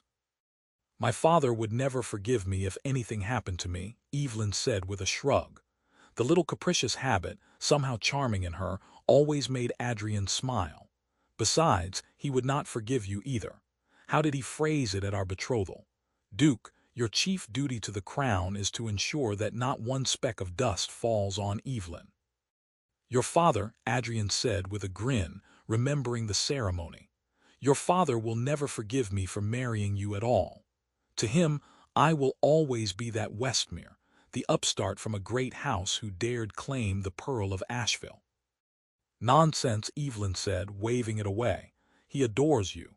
He simply does not know how to show it. In his mind, adoration means assigning command positions and granting additional subsidies to your sector. And in any case, that Westmere from his lips is nearly a compliment, an admission of strength." The young man laughed, honestly and loudly this time. Evelyn smiled back. In that smile there was nothing of the cold, genetically flawless crown princess. Now she was simply a girl in love with the man who 3 years earlier, at the winter solstice ball, had stepped on her foot, blushed to his hair roots, and muttered that commanding a battle cruiser was easier than controlling his own limbs. The Aurora Elite planetary suit, made personally for Evelyn by the workshops of the Royal Technological Chamber, resembled a suit only by function. Outwardly it looked like a second skin, milk white, with silver veins of active nanocircuits, fitting the body with anatomical precision. The helmet, transparent monocrystalline diamond, almost invisible, merely bent light a little, creating around the princess' head a halo like a nimbus. A force cocoon generated by the nanocircuits protected against radiation, pressure and temperature shifts, micrometeorites, and light ballistic impact. Under the suit, Evelyn wore the ceremonial undergarment required by protocol for informal excursions, a fabric of photon silk fine as air, hiding nothing and not intended to hide. The body of the crown princess, like the bodies of all members of the ruling house, was considered a work of genetic art. To display it was not indecent. It emphasized the perfection of the line. At her throat rested a necklace of synthetic star diamonds. Each stone was the size of a little fingernail, and each contained a holographic recording of the fragment of stellar spectrum from which it took its name. On her wrists were bracelets, and besides crown 7, 3 decorative bands of lunar silver. In her hair, woven into a loose braid reaching mid-thigh, threads of lead pearl shimmered. Adrian wore the male version of a planetary suit, dark gray, with the heraldic signs of House Westmere on the shoulders, silver dragons winding around swords. At his belt he fixed a plasma blade in ceremonial scabbard, the weapon of an aristocrat, not a hired fighter, but Adrian could use it better than most professional duelists. The Olympus lander separated from the yacht escorted by 4 Argus 7s. The combat androids moved in cruise configuration, elongated and winged, like predatory birds of dark metal. They descended parallel to the module, 2 on each side, their sensor arrays continually scanning the planet's surface and transmitting data to the escort tactical display. The northern continent of Kepler 442d opened below. Rolling plain covered with coral heather, lilac with pink and turquoise flecks of mica moss. Riverbeds filled with clear mineral-rich liquid flashed gold in the light of the orange dwarf. Snake scrub covered the hills, its scaled trunks coiling into spirals. As the module descended, goblet lilies became visible, tall, 2 meters high, silico-organic structures like opened cups gathering condensation from the air. "Magnificent," Evelyn whispered, looking through the viewing window. "Your Highness, please do not leave the safety zone defined by the Arguses," said Lieutenant Gavin Stone, commander of the Crown Escort, broad-shouldered, born in New Königsberg on Ganymede. Perimeter 300 meters. Androids will take positions at the corners of the square. Of course, Lieutenant. The module landed softly. Landing supports sank into coral heather and stalks crackled. The ramp descended, and the air of Kepler 442d poured in, filtered by suit systems yet still perceptible as a faint metallic tartness. The Arguses landed first. 4 dark silhouettes settled on the ground around the landing site and instantly transformed from cruise configuration to assault, broadening, extending weapons platforms, activating force shields. Their armor alloy shifted from dark gray to lilac, mimicking the landscape. In 3 seconds the 4 machines, each weighing 8 tons, became part of the scenery, distinguishable only by the slight shimmer of force fields. The escort guards came next. 6 figures in Aegis III powered armor, dark blue with the Golden Throne emblem on their breastplates. Perun M pulse rifles ready, tactical visors down. Then the staff. Marion Cross, lady-in-waiting. Elliot Morrow, personal steward to Duke Adrian, a thin, nervous man from New Geneva whose specialty was ensuring His Grace's comfort under any circumstances, from palace reception to planetary excursion. Arthur Bell, junior valet, a young man of 20 who had never before left the Aurelian system, and looked at the alien planet with delight. He tried unsuccessfully to hide behind professional composure. Clara Vine, maid of honor, Marion's cousin, a 30-year-old blonde with a pleasant laugh. Lawrence Mayfair, master of ceremonies for the journey, a 45-year-old man in a stylish planetary suit with his family crest embroidered on the back, whose duty was to document every moment of the honeymoon for the Crown Archive. Last came the princess and the duke.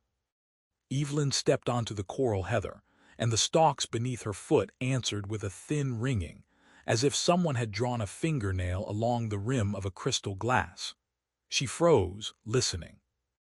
A weak argon wind rocked the heather, and the whole plane rang softly, iridescently, in dozens of tones at once. "Adrian, do you hear?" "I hear," he said, standing beside her, like a glass organ. "Lawrence, are you recording?" "Every second, Your Highness."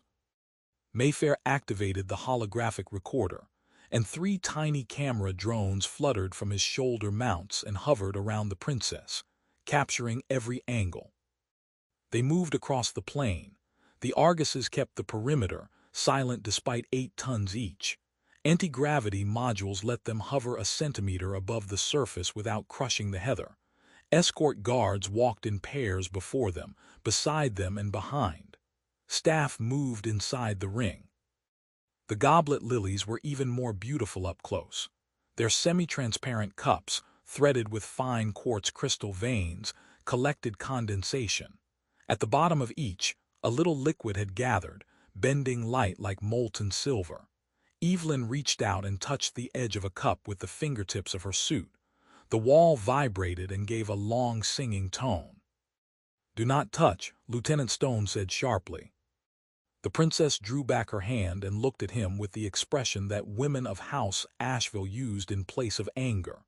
Chin lifted a fraction, eyes narrowed a fraction. "Forgive me, Your Highness," Stone bowed, short and military. "Unclassified biota, safety protocol." "The lieutenant is right," Adrian said gently, taking his wife's arm. "Let us not touch alien flowers. They may have thorns." Evelyn nodded. They had walked 15 minutes and moved 200 meters from the module when Argus 1, ahead and to the left, stopped. The combat android froze in assault configuration, and its sensor array, shaped like a flat lizard head, turned toward the ground. Mimetic armor flashed from lilac to warning orange. The tactical feed available to Lieutenant Stone through his neural implant showed what the Argus saw. Stone froze. "Your Highness," he said, and his voice, always even, always controlled, cracked like ice underfoot. "Please return to the module at once." "What happened?" Adrian asked, instantly alert, his hand on the hilt of his plasma blade. "The ground beneath us does not match the planet's geological profile. At a depth of 2 meters, anomalous substance. Argus classifies it as stone hesitated, biologically active and expanding. Evelyn had no time to ask a question. The ground beneath Arthur Bell, the junior valet standing 3 meters behind the princess, collapsed. It did not open. It did not crack. It turned liquid instantly, as if someone had canceled the concept of solidity within a circle 2 meters wide. Bell fell to the waist. From the liquid ground, violet and oily bright limbs emerged, dozens of them, thin as fingers, thick as arms, branching many-jointed. They seized the valet from all sides, wrapping legs, torso, arms, throat. Bell's suit, standard civilian equipment not meant to resist anything worse than rain, lost integrity in 2 seconds. The violet substance ate through the polymer, reached the body, and Arthur Bell made a sound Evelyn had never heard before. Neither scream nor moan, but a wet bubbling rasp cut off by a moist click. Bell sank.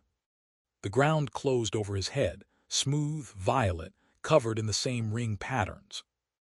Clara screamed at a single piercing pitch, and the cry tore the glass silence of the plain, frightening unseen creatures in the heather. Module Stone shouted, "Escort battle order, Argus's Omega Threat Protocol." The 4 combat androids reacted instantly. Their armor flashed scarlet, mimicry shut off, replaced by combat coloration. Weapon platforms deployed, aiming at the ground. Argus 1 fired first. A blue blinding plasma discharge struck the violet patch left where Bell had died. The plasma entered the substance. The substance absorbed it, did not reflect, did not vaporize, absorbed like a sponge taking water. The surface of the patch swelled and rippled, and structures shot upward from it, unfamiliar, angular like antennae or open jaws. They redirected the energy of the plasma discharge, and the blue flash went sideways, striking the heather. Stalks vaporized in a 5-meter radius. The creature adapted to plasma in a second and a half. Kinetic Stone barked, Argus's kinetic accelerators, maximum rate. Argus 2 transformed. Its right upper limb retracted into the body and re-emerged an instant later in a new configuration. Instead of a manipulator, a 6-barrel kinetic accelerator capable of driving tungsten cores to 15 kilometers per second. The burst hit the ground, and violet substance flew apart, leaving a half-meter crater. The scraps moved, crawling back toward the crater. In 3 seconds the crater closed. Does not work, Stone would have spat if not for the helmet. Withdraw, Argus's covering fire, delay expansion. The ground around them changed. Coral heather dimmed. Its stalks lost color, turned gray, then violet, then vanished into ground that was no longer ground. The infected zone widened in a ring centered where Bell had died, and the radius grew at a speed the eye could track. 1 meter per second. 2. Run! Adrian seized Evelyn's hand and sprinted for the module. They ran. Escort guards surrounded the princess and Duke in a living ring of armored bodies. Marion ran beside them. Clara Vine ran while still screaming, and her scream became a continuous howl that made the others want to cover their ears. Elliot Morrow ran silently, teeth clenched, face white behind the visor. Lawrence Mayfair threw away the holographic recorder. The camera drones fell into the heather, and he ran, losing every trace of dignity. The Arguses covered the retreat. All 4 machines opened fire at once. Kinetic accelerators, plasma emitters, thermobaric grenades from shoulder mortars. The ground ahead of them heaved, and a wall rose from it. A literal wall of violet substance, 3 meters high, stretching 50 meters, cutting off the way to the module. The wall did not simply grow. It transformed before their eyes into a shape that seemed intentionally frightening. Its surface sprouted protrusions like faces, not human and like nothing else. Hollows that might have been eyes, slits that might have been mouths. The protrusions moved, reformed, and each new configuration looked more alien than the last, as if the creature were testing forms of terror, not knowing which would affect this particular prey. Argus 3 transformed into high-level assault configuration. Its body broadened, doubling in volume as internal modules unfolded. From the dorsal segment emerged a heavy plasma resonator, a weapon meant to break planetary-class fortifications. The beam struck the wall. The wall split. Violet substance flew apart, opening a passage 10 meters wide. Argus 3 stepped into it, widening the gap with its force shield. A hemisphere of flickering blue light pushed the walls aside. Through stone drove them, guards around the princess, staff inside the ring, Arguses on the flanks. The wall answered. From its edges limbs shot out, not thin tendrils but massive segments as thick as a human body, covered in scales shimmering violet. One limb struck Argus 3 from the side, and the 8-ton machine slid 2 meters. Its force shield held, but the android swayed and its anti-gravity modules howled. A second limb lashed downward at the running humans and struck Lawrence Mayfair. The master of ceremonies did not even have time to cry out.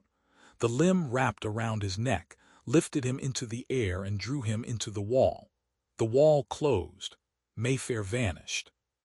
Clara Vine stopped screaming. The silence after the end of her howl was worse than the scream. She simply stopped in the middle of the passage, and her eyes behind the visor went empty and glassy. Marion Cross, 50-year-old lady-in-waiting who had spent 30 years at court and had seen palace coups, assassination attempts and poisonings, grabbed Clara by the suit and dragged her on. Clara did not resist and did not help. Her feet moved, but her eyes stayed empty. Argus 1 took flight. Its cruise configuration unfolded in the air. Nanofiber wings opened, and the android rose to 20 meters for a better view. Its sensors fed an image to stone, and the lieutenant saw what Argus saw. The violet zone already covered a square kilometer and kept expanding. Coral heather, snake scrub, goblet lilies. Everything vanished, absorbed by the substance that processed the silico-organic biosphere with monstrous efficiency. From the substance rose structures, arches, spires, membranes, threads, forming something like a city or an organism, or both. The structures pulsed, changed, and rebuilt every few seconds, and no configuration repeated. The module was 150 meters away. Between them and the module, the ground was still normal, gray with crunching heather, but the infected zone was closing from the flanks, wrapping them in a half-ring. Argus 2, Argus 4, slow the flanks, stone ordered. Kinetics into the ground. Create destruction strip. The two androids opened fire on the soil. Not on the substance, but on ordinary ground before its front, ripping earth open, making trenches and craters. Tungsten cores threw tons of rock into the air, forming an improvised barrier. The substance reached it and slowed. The trenches, lacking solid stone support, denied it an easy path. The creature began filling them, rebuilding air inside its control zone, densifying gas, turning nitrogen and oxygen into something semi-solid from which bridges formed. But it took time, seconds, precious seconds. 100 meters to the module. Your Highness, faster. Stone pushed guards aside and grabbed Evelyn around the waist, almost carrying her. Protocol forbade touching a royal person without permission, but Protocol had not imagined a situation in which the ground underfoot was being eaten by an unknown entity. The princess did not resist. Her face behind the diamond helmet remained motionless as a mask. Only her widened pupils betrayed what was happening inside. Genetic correction had given her perfect beauty. It had not removed the capacity for primal terror. Adrian ran beside her, hand never leaving the hilt of his plasma blade. He looked back, measuring the situation, and in his eyes burned what Evelyn had seen only once before, while watching archive records of his campaigns. The cold, focused fury of a man trained to kill. 80 meters. Elliot Morrow was running on the left when his leg sank. The ground beneath him was infected, a thin layer of normal soil above violet substance that had sent an underground tentacle ahead of the main front. The steward fell to the knees. From the earth shot limbs thin as wire, dozens of them. They wrapped his legs, thighs, torso. Morrow screamed, high and desperate. The nearest escort guard lunged to him, caught his arm and pulled. The limbs did not release. The guard activated a plasma blade and slashed. The blade cut 3 tendrils, but new ones grew from the cuts at once. Now they reached for the guard. "Leave him," Stone shouted. "Guard Brooks back." Brooks did not obey. He hacked at the limbs and they multiplied. One slid under the breastplate of his Aegis through the gap between armor plates. Brooks froze as if something inside him had been switched off. His arms dropped. The plasma blade fell to the ground. The guard's body went slack, and the tendrils dragged him down into the earth along with Morrow. 2 at once. "Do not stop," Stone said. "Do not stop." 60 meters. Argus 4 spotted underground tendrils. Its sensors, able to see 30 meters deep, detected a network of violet threads spreading under the surface like the roots of a monstrous tree. The threads reached toward the module. The android transmitted data to the lieutenant. "Module threatened," Stone said, going pale. Argus 1 scanned ground around module. Argus 1, hovering above them, dived toward the landing site. Its sensors scanned. Clear. The threads had not yet reached it, but only 30 meters remained, and their speed was increasing. 50 meters. The ground to their left exploded, not from a shell, not from impact. Substance that had accumulated beneath the surface burst out in a fountain, throwing up a column of violet mass 15 meters high. The column unfolded like a flower opening petals, each a flat limb of 10 square meters, covered with thousands of mouth openings. The petals began to fall, covering the space around the fountain. One petal dropped onto Clara Vine. Marion was too late. She had been dragging the maid of honor by the hand. When the violet membrane fell from above like a curtain, Marion released the hand. Instinct pulled her palm back and made her leap away. Clara remained under the membrane, and the membrane flowed over her, taking her shape. 3 seconds later, only a violet cocoon remained where the maid of honor had been, and it sank into the ground. Marion did not scream. Her face turned to stone. Only her hands shook, especially the right hand that had held Clara a moment before. 40 meters. Argus 3, covering the rear, took the second petal. The membrane crashed onto the android and the 8-ton machine staggered. The force shield flared, repelling the substance, but the membrane did not retreat. It wrapped the shield, searched for gaps, pressed from every side. Argus 3 fired a thermobaric grenade from its shoulder mortar directly into the membrane. The blast tore the violet tissue, and the android broke free. But its lower left limb lost mobility. The armor alloy at the contact point had changed color, dulling to glassy violet. The creature had begun rebuilding the machine. Argus 3 made its decision in nanoseconds. The infected limb separated from the body in a directed micro-explosion, and the android, now missing a leg, shifted to cruise configuration and rose into the air, compensating lost mass by retuning anti-gravity modules. 30 meters. Adrian the module. For the first time in her life, Evelyn raised her voice to a cry, and that cry had nothing to do with the voice of a crown princess. It was the cry of a girl who wanted to live, wanted it very much. Adrian ran beside her. His breathing remained even, and in that evenness lived all his military training. He evaluated the situation while running. His military-grade Tactic 6 neural implant, far beyond civilian modules, fed Argus data straight into his visual cortex. He saw underground threads nearing the module, saw the fountain on the left throw out new petals, saw the infected zone on the right close the ring. Now only a corridor 20 meters wide remained between them and the module, narrowing with every second. He also saw that one of the guards, Escort Reed, had fallen 5 steps behind. Threads stretched from under his boots. "Reed, stop! Do not move!" Adrian shouted. Too late. Threads wrapped the boots of the powered armor.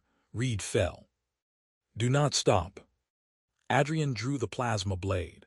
The white blade, 2 meters long, lit in his hand, and he slashed through the threads. They snapped, and Reed sprang up. But new threads grew from the ground instantly, denser, stronger. "Your Grace, go," the soldier said, shoving the Duke. "Go with the princess." Adrian stepped back 2 paces. Threads already wrapped Reed to the waist. Another second, and with a loud, heart-tearing cry, the guard went into the earth. 20 meters.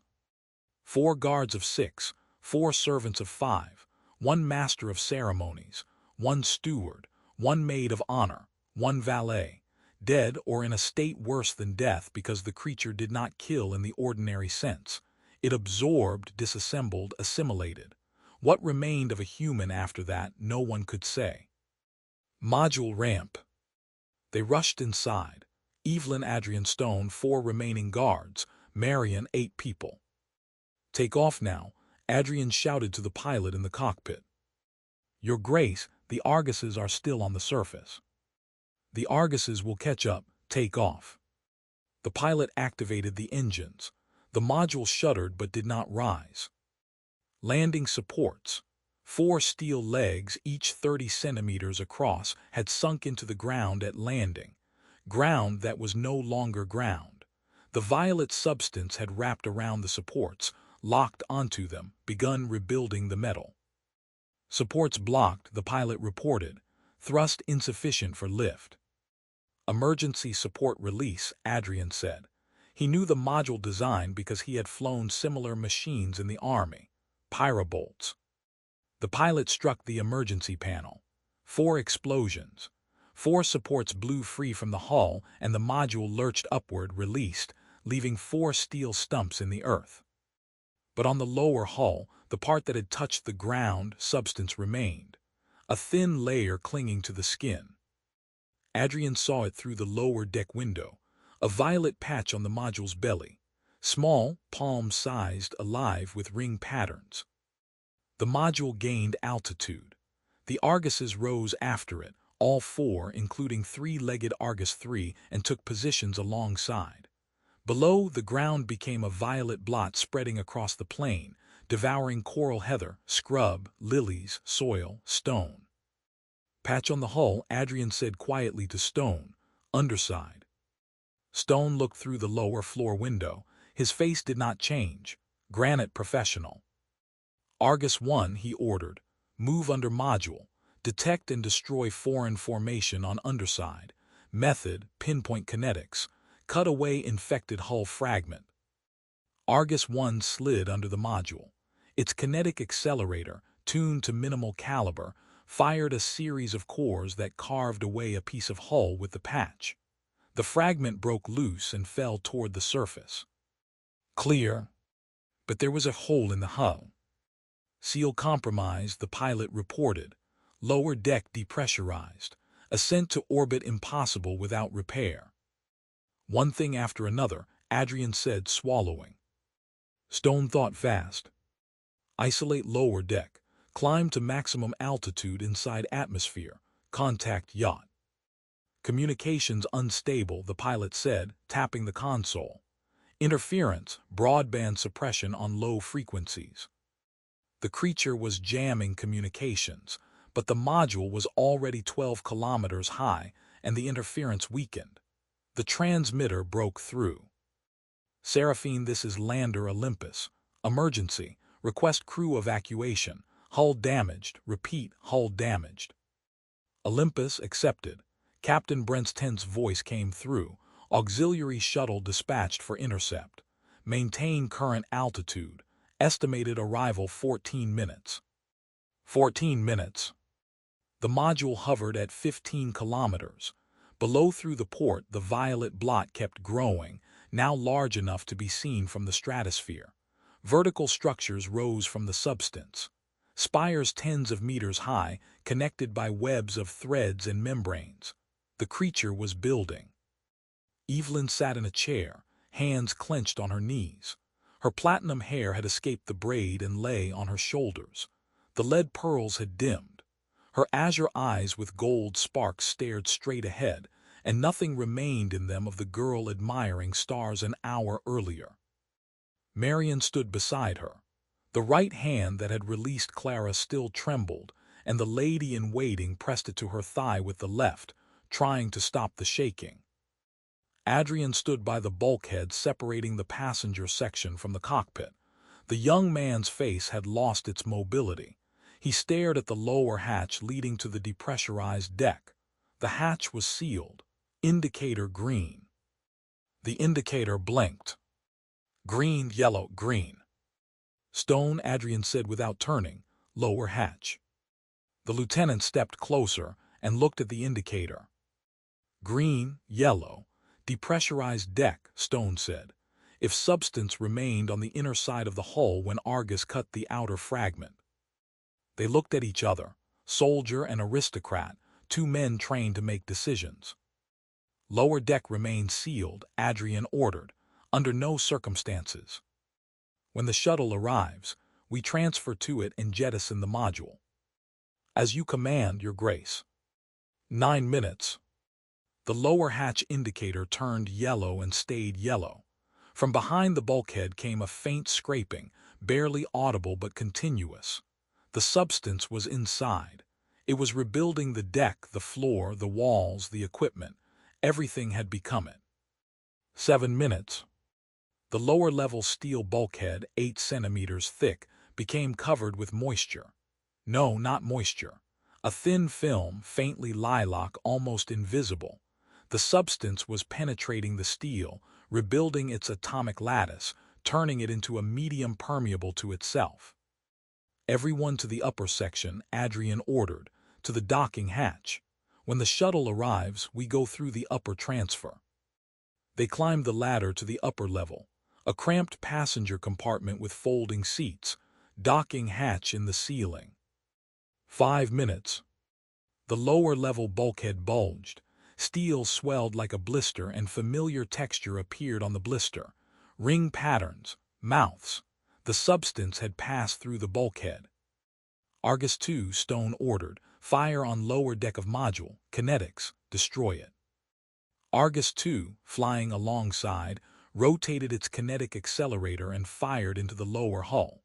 Tungsten cores punched through skin and tore apart the lower deck's interior. The module shuddered and lost stabilization. The pilot corrected. Through holes in the hull, Adrian saw the lower deck was fully taken. Violet mass filled the space. Tendrils pushed through the holes, reaching for Argus 2. The android kept safe distance. 3 minutes. The substance climbed the ladder. Seal the stairwell, Lieutenant Stone shouted. One guard activated emergency thermite and flooded the stair opening with molten metal.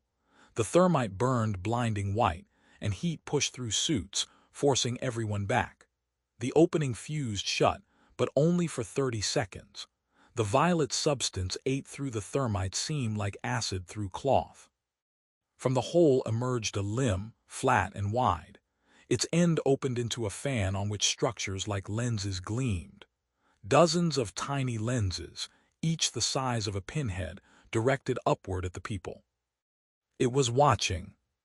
Firestone shouted, opening with his pulse rifle. The guards joined him. Pulses slammed into the limb, throwing it back. But from the hole rose a second, a third. 2 minutes. The substance climbed. Limbs multiplied, opened fans lined with upward-facing lenses, dozens of little eyes. It watched. The docking hatch in the ceiling clanged. The shuttle had arrived. Everyone up, Adrian shouted. Evelyn first, Marion after her. Stone caught the princess and tossed her toward the hatch. Hands of guards above pulled Evelyn into the transfer tube. Marion climbed after her. Stone pushed her from below in a way that violated every imaginable protocol. The guards climbed one after another. Then the pilot, leaving control to automation. Stone up. Adrian stood last, holding a hammer 4 thermobaric grenade taken from a guard's belt. A cylinder the size of a fist, capable of turning an enclosed room into an oven at 4,000 degrees. The substance filled 3/4 of the deck. 2 meters remained to Adrian. Limbs reached for him. Eye lenses followed. Mouth openings widened, and each contained something that resembled teeth but was not teeth, resembled a tongue but was not a tongue. "After you, Your Grace," Stone said, climbing quickly into the hatch. His boots vanished into the transfer tube. "Your Grace, hurry." Adrian activated the grenade. 3 seconds. He threw the cylinder into the thick of the violet mass, at the center of the stair opening, and jumped for the hatch. His right leg did not leave the floor. A limb, thin and flat, shot from the substance the instant he threw the grenade and wrapped around his ankle. Not a thread, but a dense strap that hardened immediately like pincers biting into metal. Adrian jerked upward and his body snapped like it was on a tether. His hands, gripping the hatch rim, slid across the metal. A second limb whipped around his left knee and pulled him down. He fell face first, rolling at once. His hands were above his head. A second earlier his fingers had been centimeters from the hatch edge. The limbs dragged him back toward the mass. His heels scraped across the deck, leaving black marks from his boots. 2 seconds. Adrian did not look up. He did not have time to raise his head, did not have time to find Evelyn's face in the narrowing hatch opening, did not have time to say anything. The limbs yanked him to the center of the deck. His body slid 3 meters in a fraction of a second. Violet mass closed around his legs, rose over his thighs, his torso. 1 second. In the transfer tube, Evelyn turned back. She saw his hands reaching for her, fingers clawing at the air. She saw violet rising over his chest. She saw his face, genetically perfect, and on that face was not farewell but surprise, as if until the last instant he had not believed he would fail. Then animal terror appeared. The explosion. 4,000 degrees turned the upper deck of Olympus into a cloud of fire. The shock waves surged up through the hatch and filled the transfer tube with heat and pressure. The people in the tube were hurled into the shuttle cargo bay like rag dolls. Evelyn struck a bulkhead with her back, and the Aurora Elite suit took the blow. The force cocoon flared and died. Nanocircuits overloaded but held. Marion rolled across the floor. Guards slammed into walls, Aegis armor humming as it dispersed kinetic energy. The emergency bulkhead between tube and shuttle slammed shut. Automatic systems fired. The tube's pyrobolts separated the shuttle from the dying module. Impact, jerk, weightlessness. The shuttle tumbled away until the pilot intelligence stabilized rotation. Through a port smeared with soot from the blast, Evelyn saw the wreckage of Olympus. Burning, deformed, twisted by heat, it fell toward the surface of the planet. Below, the violet mass spread membranes to receive it. The Arguses registered the cessation of vital functions of Duke Adrian Cassian Reinhold Westmere, heir of House Westmere. His icon on Stone's tactical display changed from green to gray. The princess lay on the cargo bay floor. Her platinum hair had spilled from the braid. The lead pearls had gone dark. The Aurora Elite suit was covered in cracks. Silver nanocircuits blinked yellow, rebooting. She stared at the ceiling and saw hands reaching for her, fingers scraping air. Marion crawled to her mistress, seized her hand and squeezed it. Your Highness, we are alive, do you hear me?" Evelyn did not answer. Her eyes, azure with golden sparks, the color created by geneticists for House Asheville, stared nowhere, pupils wide and still. Then she blinked once and sat up. "Marion," she said, and her voice was so level the lady-in-waiting recoiled. "I am all right." She rose, swayed, straightened, and looked at Stone. "Lieutenant, communication with the yacht." "We have connection, Your Highness. Captain Brent is on the line." "Captain," Evelyn said, stepping to the communication panel. "Status of yacht armament." A pause. Brent had not expected the question. "Your Highness, in accordance with royal regulations on the safety of sovereign vessels, Seraphine Aurora carries the Nemesis II complex. 2 torpedo tubes, 16 thermonuclear warheads of 200 megatons each. Activate the complex. Target the fourth planet. Full surface sterilization. Silence on the channel. 3 seconds. 5. Your Highness, Brent's voice changed. Forgive me. Planet Kepler 442d is registered by Helios Primatech as an industrial development asset. The use of thermonuclear weapons against a corporate object without authorization from the Crown Council and the United Colonial Tribunal will entail. Your Highness, forgive my directness, but the consequences will be extremely serious. Corporate lawsuits, tribunal investigation, possible diplomatic complications with independent sectors, questions of lawful use of royal regulation will be raised in the Senate. Captain Brent, Evelyn said his name the way her father spoke the names of people he intended to remove from office. No anger, no pressure, absolute crystalline clarity that allowed no second interpretation. I have just lost my husband. In addition, on the surface of that planet there is a combat organism of unknown origin capable of rebuilding matter. It consumed my husband. It consumed my people. It is expanding.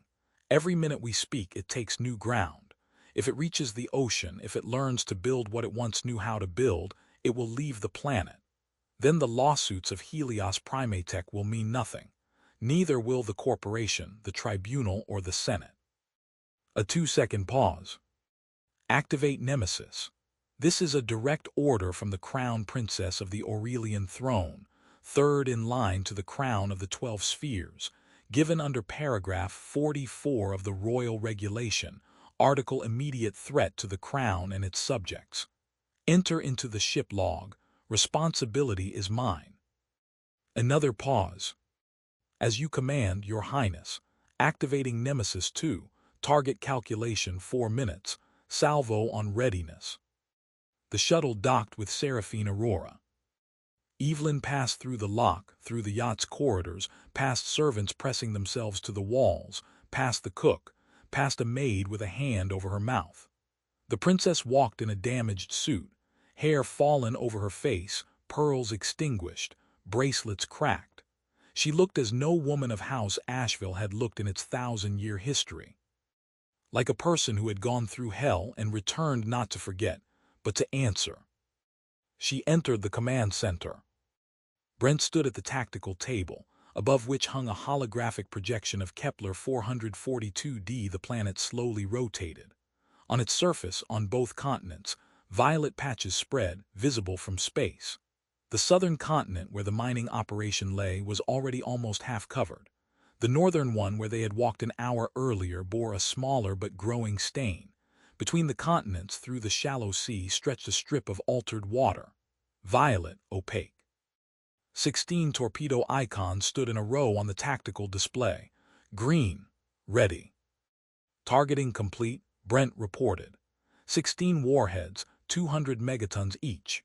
Uniform distribution across the surface of both continents and the water area. Total yield sufficient for complete destruction of the biosphere and the upper lithosphere to a depth of 2 kilometers. Your Highness, after sterilization the planet will be unfit for any form of life for a period of 10 to 50,000 years.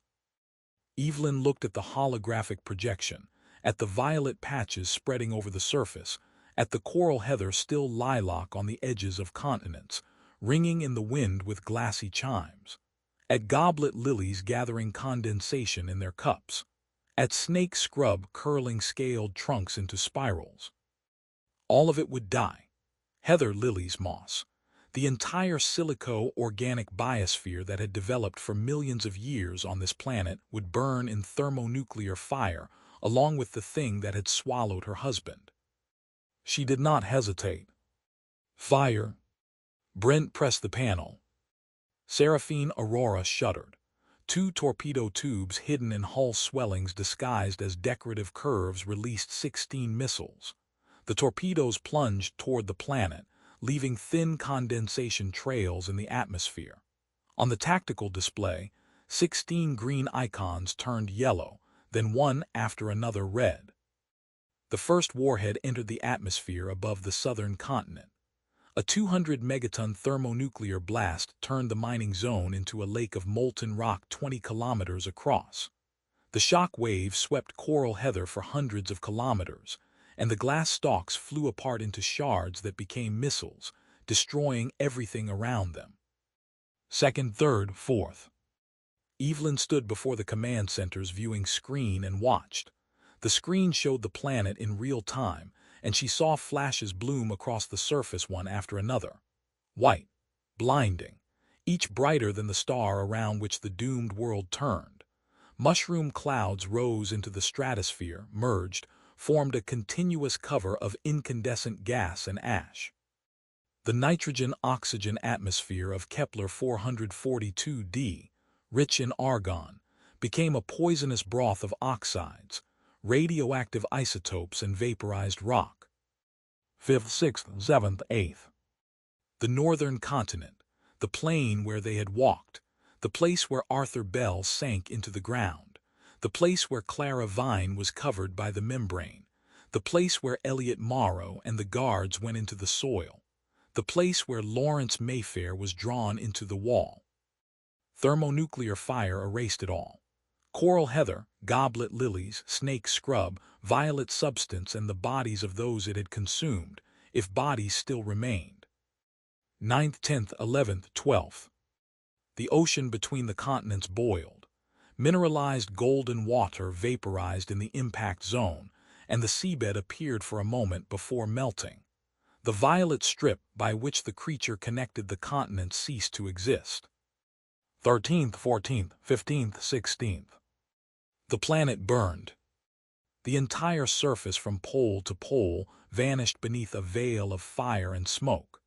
The yacht's orbital sensors registered surface temperatures above 3,000 degrees at the epicenters. The lithosphere cracked, and magma rose from the fractures, adding its own heat to the thermonuclear inferno. Evelyn watched. Brent stood behind her. His hands hung at his sides, and his face, disfigured by an old burn, remained still. He had seen thermonuclear explosions before, in exercises, in recordings, but not from 1,000 kilometers away, not by the order of a 24-year-old girl in a broken suit. Stone stood by the door, 4 guards behind him. Marion Cross sat in a chair by the wall, hands clasped on her knees, staring into emptiness. Minutes passed. The planet continued to burn. A cloud cover of ash and incandescent gas closed, hiding the surface, and Kepler 442d became like a coal, a dark gray sphere veined with crimson magma shining through the shroud. "Surface scan," Evelyn said. Her voice was even, empty. Brent activated deep sensors. The scan took 3 minutes. Data appeared on the tactical display. "Your Highness," the captain reported. "Surface temperature at epicenters exceeds 4,000 degrees. Biosphere completely destroyed. Lithosphere disrupted to a depth of 1.5 kilometers in direct impact zones. Violet substance." He stopped, checking the readings. "Not detected, neither on the surface nor in subsurface layers within sensor range." Evelyn nodded once briefly. "Captain, lay a course to the nearest long-range communication station. I must send a message to my father, to Helios Primatech headquarters, and to the United Tribunal of Colonies. I will compose the text myself." "As you command, Your Highness." "And Marion?" "Yes, Your Highness." "Have the second cup removed from my cabin." She turned and left the command center. The yacht corridor, soft light, carpets, paintings, the cabin door, the panoramic window, beyond the glass hyperspace, gray, featureless, starless. Seraphine Aurora moved away, leaving behind a dead planet where coral heather no longer rang and goblet lilies no longer opened, where nothing remained but fused stone and radioactive ash.